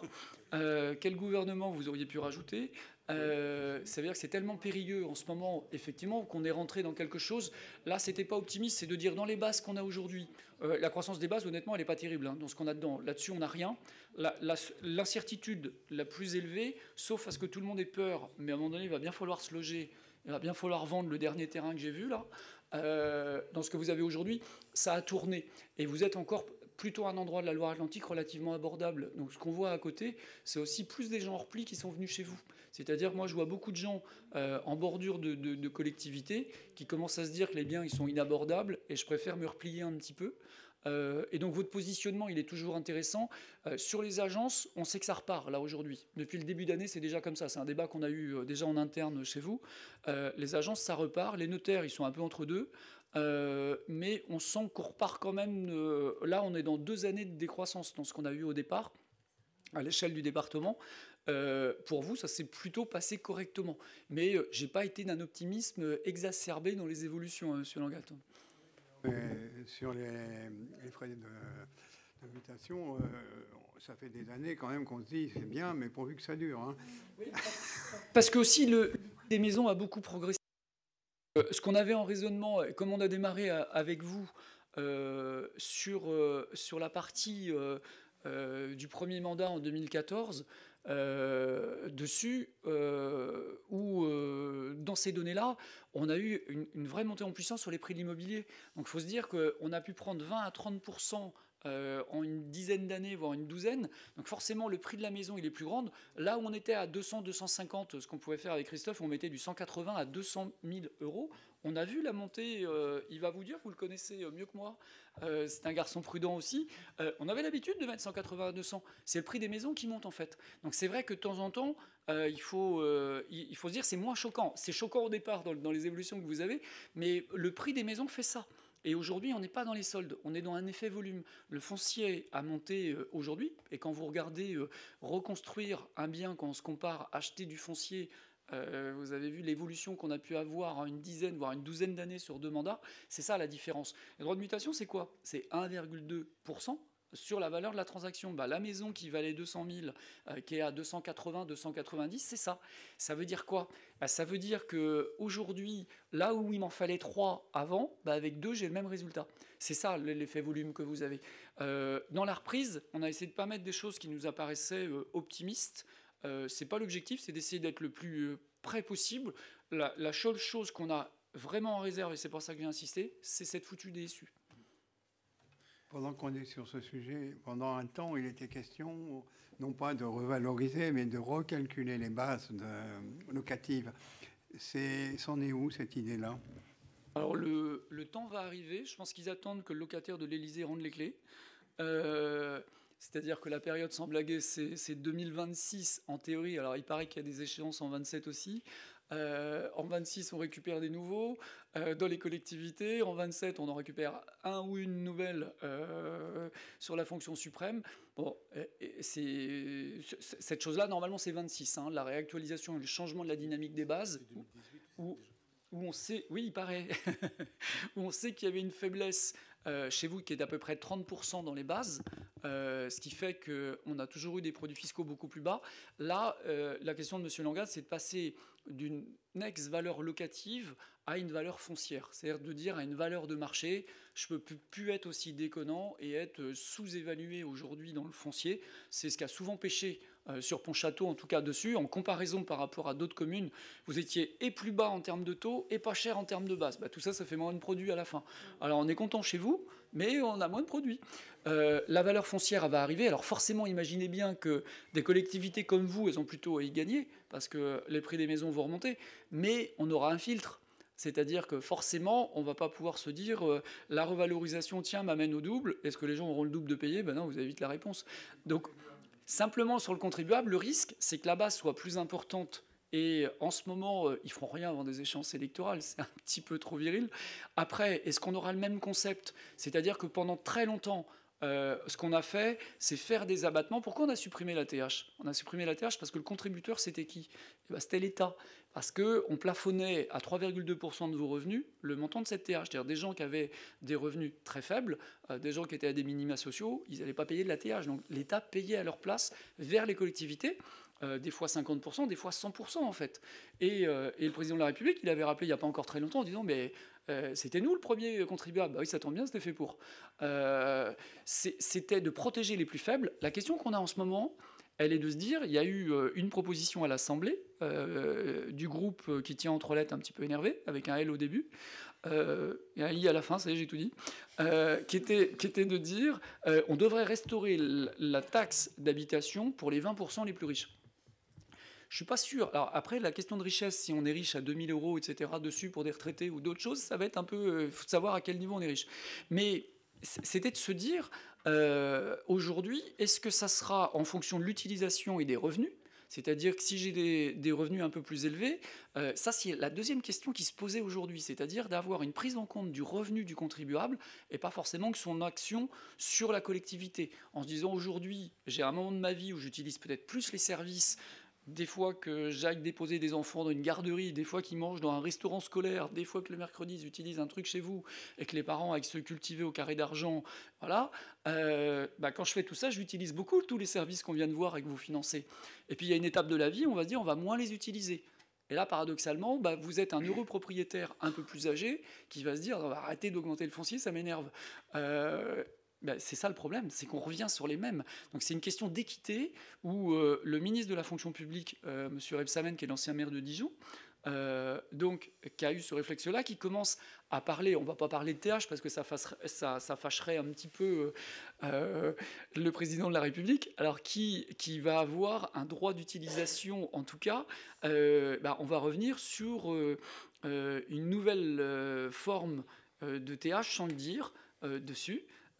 Et qui sera sans doute une des réponses, parce que 40% des gens aujourd'hui sont des locataires en France, et ça veut dire qu'on a toute une partie de la collectivité qui utilise les services publics, c'est pas le problème, mais qui sont sortis du jeu. Donc ça, c'est un vrai problème.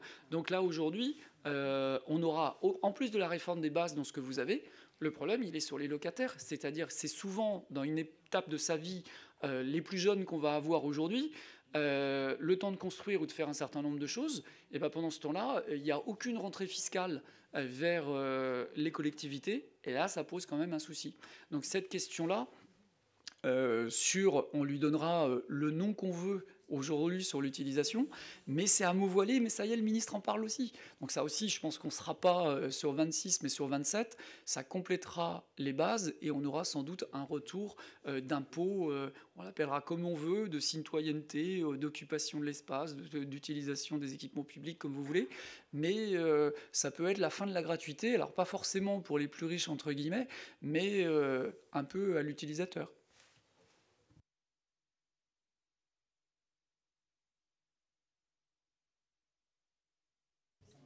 Non, juste un dernier mot pour conclure. Monsieur Schmitt, je suis content parce que j'ai retrouvé mes écrêtements logarithmiques dans les calculs d'écrêtement et j'ai vérifié, c'est des logarithmes en base 10.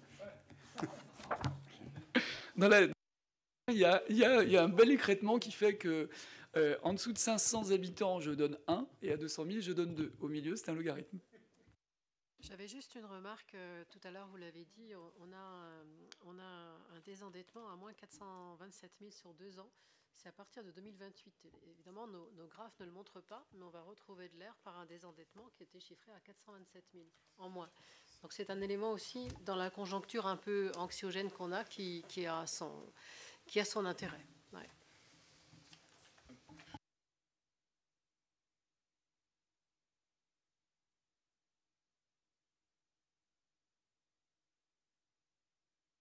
Si on repart sur une petite synthèse, donc on a un nombre de permis de construire qui était important ces dernières années. Alors, pas un peu moins en 2024, mais comme il faut quelques temps avant qu'ils arrivent, qu'ils soient achevés, qu'ils rentrent dans les bases.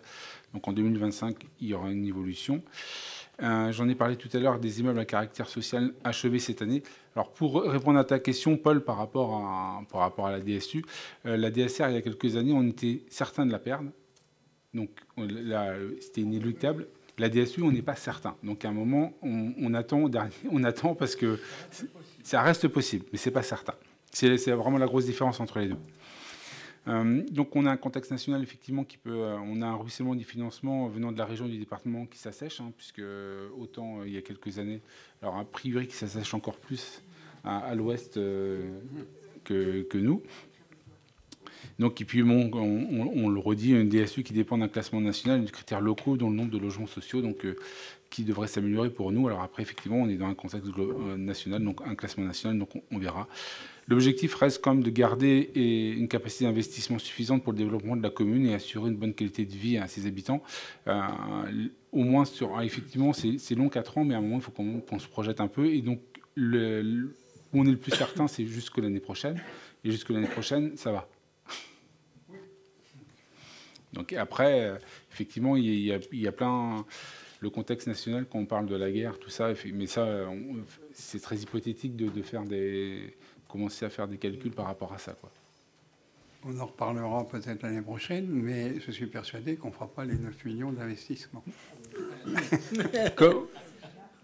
Mais comme je l'ai expliqué, eh bien, par contre, quand tu fais le budget, tout est engagé pratiquement, donc normalement, ça doit se finir. Mais effectivement, dans la facturation, là, on a 1,9 million qui aurait pu être facturé en 2024, qui seront facturés en 2025, en début 2025. C'est la différence entre l'engagement et la facturation.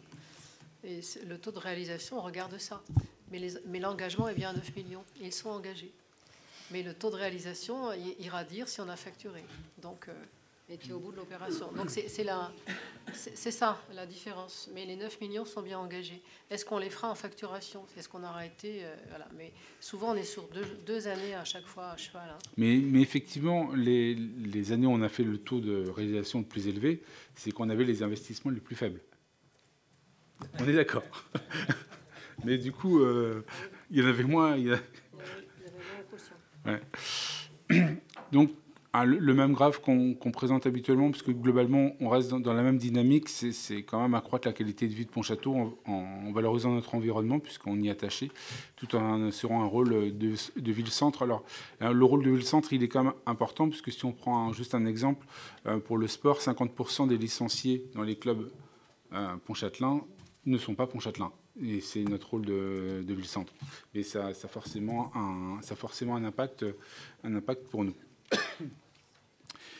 Et on parlait des investissements tout à l'heure. Donc, si on les regarde un peu plus dans le détail, si on met la frise jusqu'en 2025, 2026, 2027, donc la sécurité routière dans les villages, donc on a fait pas mal de réunions de quartier avec Stéphane, entre autres, pour échanger. Donc il y a quelques villages sur lesquels il y aura des travaux cette année. Il y a la route qui va sur Crossac, par exemple, entre autres. Ça a commencé avec un lotissement. C'est le lotisseur qui a fait un aménagement. Et ça va continuer. On va continuer. La mobilité douce. Donc, il y a toujours un volet sur la mobilité douce. Alors, ça peut être dans le cadre d'un réaménagement de voirie.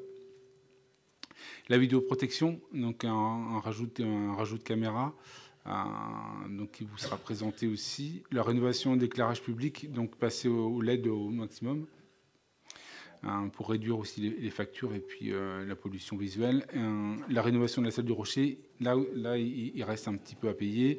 La défense incendie, donc on l'a déjà passé au conseil municipal. On va poser des citernes souples pour les zones qui sont les plus éloignées, où il y a le moins de débit pour les bornes d'incendie. La sécurisation de la rue nantaise, donc des travaux aussi donc de voirie. Les abords du lycée, il reste encore un peu de travaux.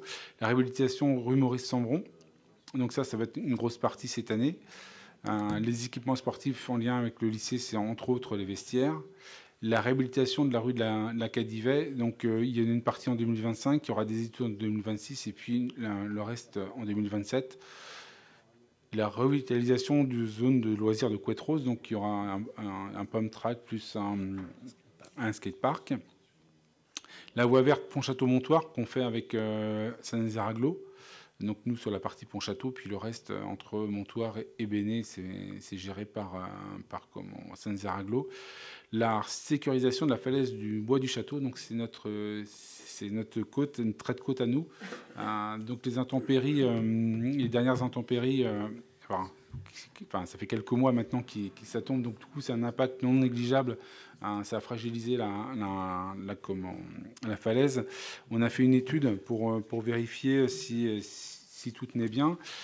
Donc le résultat de l'étude, c'est qu'il faut qu'on fasse des travaux. Il y en a pour à peu près 1,9 million. Donc on va essayer de retravailler le dossier pour qu'on n'arrive pas à 1,9 million, mais qu'on arrive à sécuriser la chose. Mais c'est 1,9 million qui arrive dans nos investissements, qui n'étaient pas du tout prévus. Donc quand on fait 1,9 million là, si on les met là, on ne les met pas ailleurs. Le pôle santé donc, qui est lancé aussi, le raménagement du CTM donc, pour améliorer les conditions de travail et puis avoir un peu plus de place. Et puis j'ai oublié la voie verte Lurin au point du jour, donc, qui passe devant le lycée en 2027. Et puis l'accessibilité de la gare aussi, puisque les études sont en cours avec la SNCF, et puis l'État, la région et puis la communauté de communes. Est-ce que vous avez des questions sur les investissements?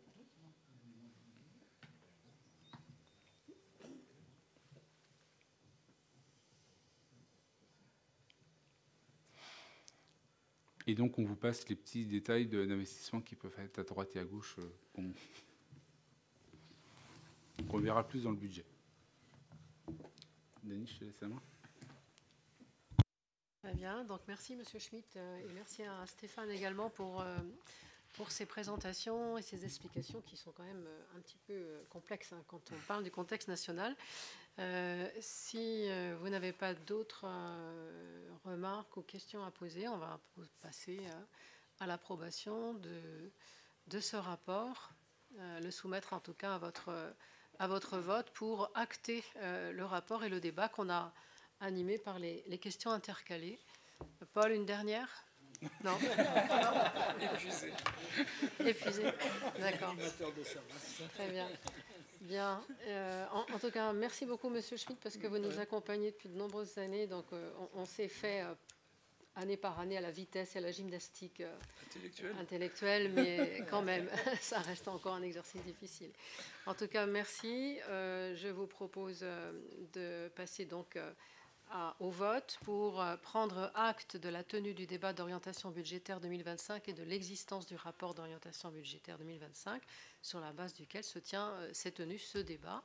Je vais appeler les votes pour prendre acte, si vous voulez bien. Pas d'abstention ni de vote contre. Je vous remercie. Donc, délibération adoptée.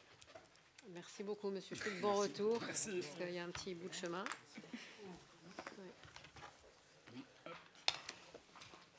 Ça, c'est pour Monsieur Lemoine. Oui. Merci. Oui, très bien. Donc là, je vous laisse. D'accord. Bon retour.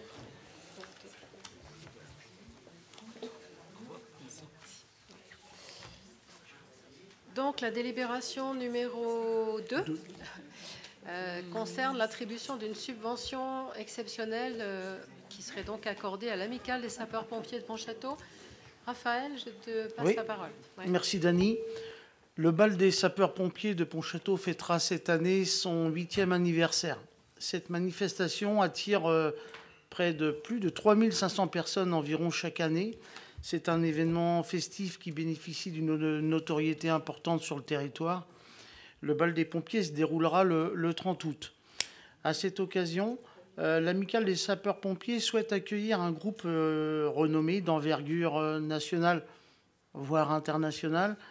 Le montant de la prestation de cette formation musicale s'élève à 3 000 € par heure. Par courrier en date du 28 novembre 2024, l'amicale des sapeurs-pompiers a sollicité le soutien financier de la commune pour la prise en charge d'une partie de ce concert organisé au sein même du centre de secours. Je souhaite d'abord vous dire ici combien les sapeurs-pompiers volontaires sont des volontaires indispensables en termes de sécurité civile. Ces femmes et ces hommes, majoritairement salariés et parents de jeunes enfants pour un grand nombre, s'engagent pour notre sécurité, mais pas seulement. Ils participent en effet à la formation de la population aux gestes qui sauvent, par exemple, et prochainement, ils seront encore présents à la Foire Expo. Ce bal annuel, comme je l'ai dit, participe à l'animation du territoire et au développement de sa notoriété. Il vous est donc proposé d'attribuer une subvention de 1 000 € à l'amicale des sapeurs-pompiers de Pontchâteau dans le cadre de l'organisation de l'édition 2025 du bal des sapeurs-pompiers et d'autoriser Madame le maire ou son représentant à effectuer toute démarche ou à signer tout document nécessaire à l'exécution de cette délibération. Merci. Merci Raphaël. Est-ce qu'il y a des remarques ou des questions sur le sujet? On ne dit pas le nom du groupe. Donc, ici, et Raphaël l'a dit, hein, il s'agit aussi d'exprimer notre reconnaissance par rapport à un très fort engagement au service de la population, et d'autant plus que le contexte que vous connaissez et le changement climatique complexifient les contextes et multiplient les interventions. Donc, c'est aussi notre manière de pouvoir être reconnaissant de cet engagement volontaire. Je vais passer au vote. Si vous n'avez pas... Ah, je n'avais pas vu. Pardon, Sabrina. Ouais. J'ai tendance à penser que s'ils font cette proposition de groupe, c'est qu'ils ont de bonnes raisons de le faire. Après, on l'a vu juste avant avec l'évocation du budget. En fait, ce qu'on est capable de faire aujourd'hui, on ne le fera peut-être pas demain. Et si le vote est positif, je pense que dans la communication, c'est de leur indiquer qu'effectivement, c'est à titre exceptionnel parce que peut-être qu'autrement, ils peuvent avoir tendance à penser que ça pourrait se reproduire dans l'avenir fréquemment.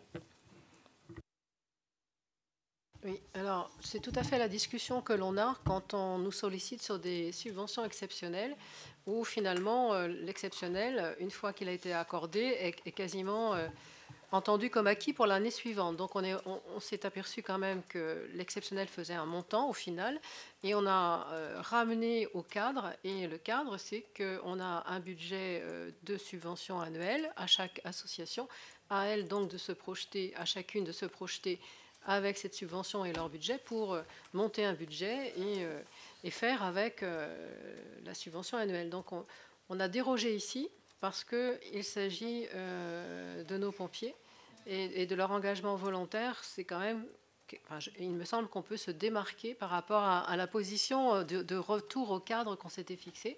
Mais pour autant, ils le savent que ce n'est pas, ce n'est pas appelé à revenir chaque année de ce montant-là.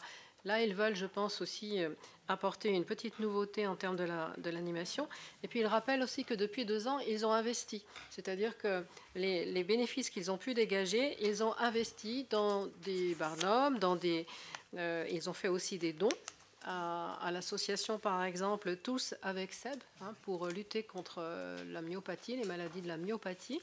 Donc, on peut quand même considérer aussi tout cela, le fait de réinjecter ces sommes à la fois pour investir et mieux encore accueillir le public à cette fête, et puis l'aspect solidarité aussi qu'ils ont démontré en octroyant aussi un don à une association qui lutte pour cette maladie. Donc voilà, c'est tous ces éléments considérés, mais tu as tout à fait raison de rappeler qu'une subvention exceptionnelle n'a pas vocation à devenir pérenne l'année suivante automatiquement. Voilà. Merci Sabrina pour ta remarque, parce que ça faisait bien l'objet d'une discussion de bureau. S'il n'y en a pas d'autres, je vous propose de pouvoir passer au vote. Il n'y en a pas d'autres. Donc, je vais appeler vos votes, si vous voulez bien, pour attribuer, comme l'a exposé Raphaël, cette subvention de 1 000 € à l'amicale des sapeurs-pompiers de Pontchâteau pour l'édition 2025 du bal des sapeurs-pompiers. J'appelle les votes pour, s'il vous plaît. Pas d'abstention, ni de vote contre. Je vous remercie. Alors, la délibération suivante va donc être présentée par Stéphane. Il s'agit de la sollicitation d'une subvention auprès de la région pour la mise en accessibilité des points d'arrêt routiers prioritaires du réseau régional de transport voyageurs. Donc, concernant la ligne T5, on avait quelques arrêts à mettre aux normes. Donc, on avait commencé parce que ça s'y prêtait par Saint-Guillaume rue de Triguilly, donc juste pour indiquer que maintenant que c'est fait, il faut que le T5 continue à passer, puisque maintenant c'est aux normes. C'est juste pour la boutade. Parce que, donc du coup, juste pour revenir sur le T5 vite fait, il devait être supprimé sur la ligne, sur la branche Pontchâteau-Crossac, enfin Sainte-Reine. Il va rester pour l'instant, donc on espère qu'il reste le plus longtemps possible. Donc, comme on fait des travaux sur la rue Nantaise et sur la rue Maurice-Sambron, on en profite pour remettre aux normes, pour mettre aux normes les arrêts de bus. Et donc, on sollicite la région dans ce cadre-là pour une subvention.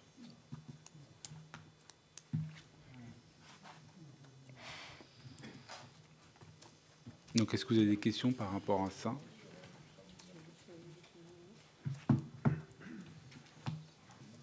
Pas de questions. Donc, on va en tout cas aller chercher solliciter en tout cas cette subvention. Merci Stéphane. Si vous n'avez pas d'autres remarques, je vais soumettre à votre approbation cette délibération. Je vais appeler les votes pour autoriser à solliciter cette subvention auprès de la région. Pas d'abstention, ni de vote contre. Je vous remercie. Donc, délibération suivante, cession du lot numéro 1 du lotissement de la Chasse-Landière. On en a parlé tout à l'heure, c'est Armel qui nous présente le sujet. Le lotissement communal de la Chasse-Landière est situé en périphérie nord-ouest du bourg et comprend 15 lots de terrain à bâtir viabilisés pour une surface cessible de 7408 m². Dans le cadre de cette opération, la commune a souhaité favoriser l'accession à la propriété. Pour cela, un règlement de commercialisation a été adopté par le conseil municipal le 16 septembre 2021. 14 lots ont ainsi pu être attribués. En revanche, l'acquéreur pressenti pour le lot numéro 1 n'a pas respecté les conditions du compromis de vente. La commune a donc résilié cette promesse. Il est aujourd'hui proposé d'autoriser une cession de gré à gré pour ce lot. Il faut qu'on essaye du vendre quand même.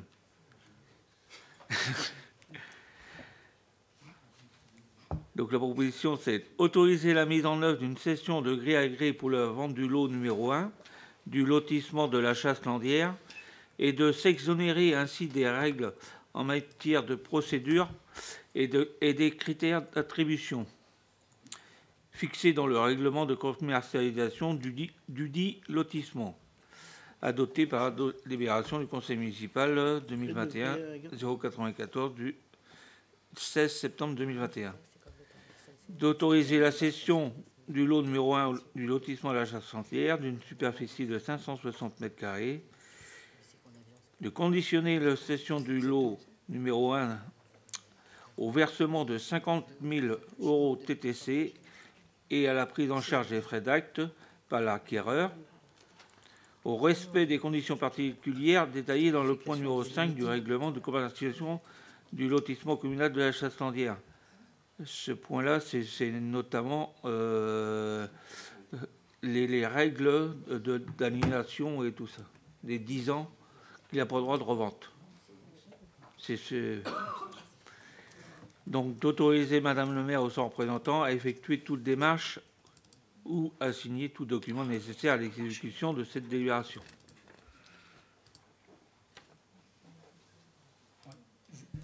Juste pour rajouter un petit truc, c'est pourquoi on ne repart pas avec les mêmes critères. Tout simplement parce qu'on s'est aperçu que ça pouvait prendre du temps quand c'était des primo-accédants.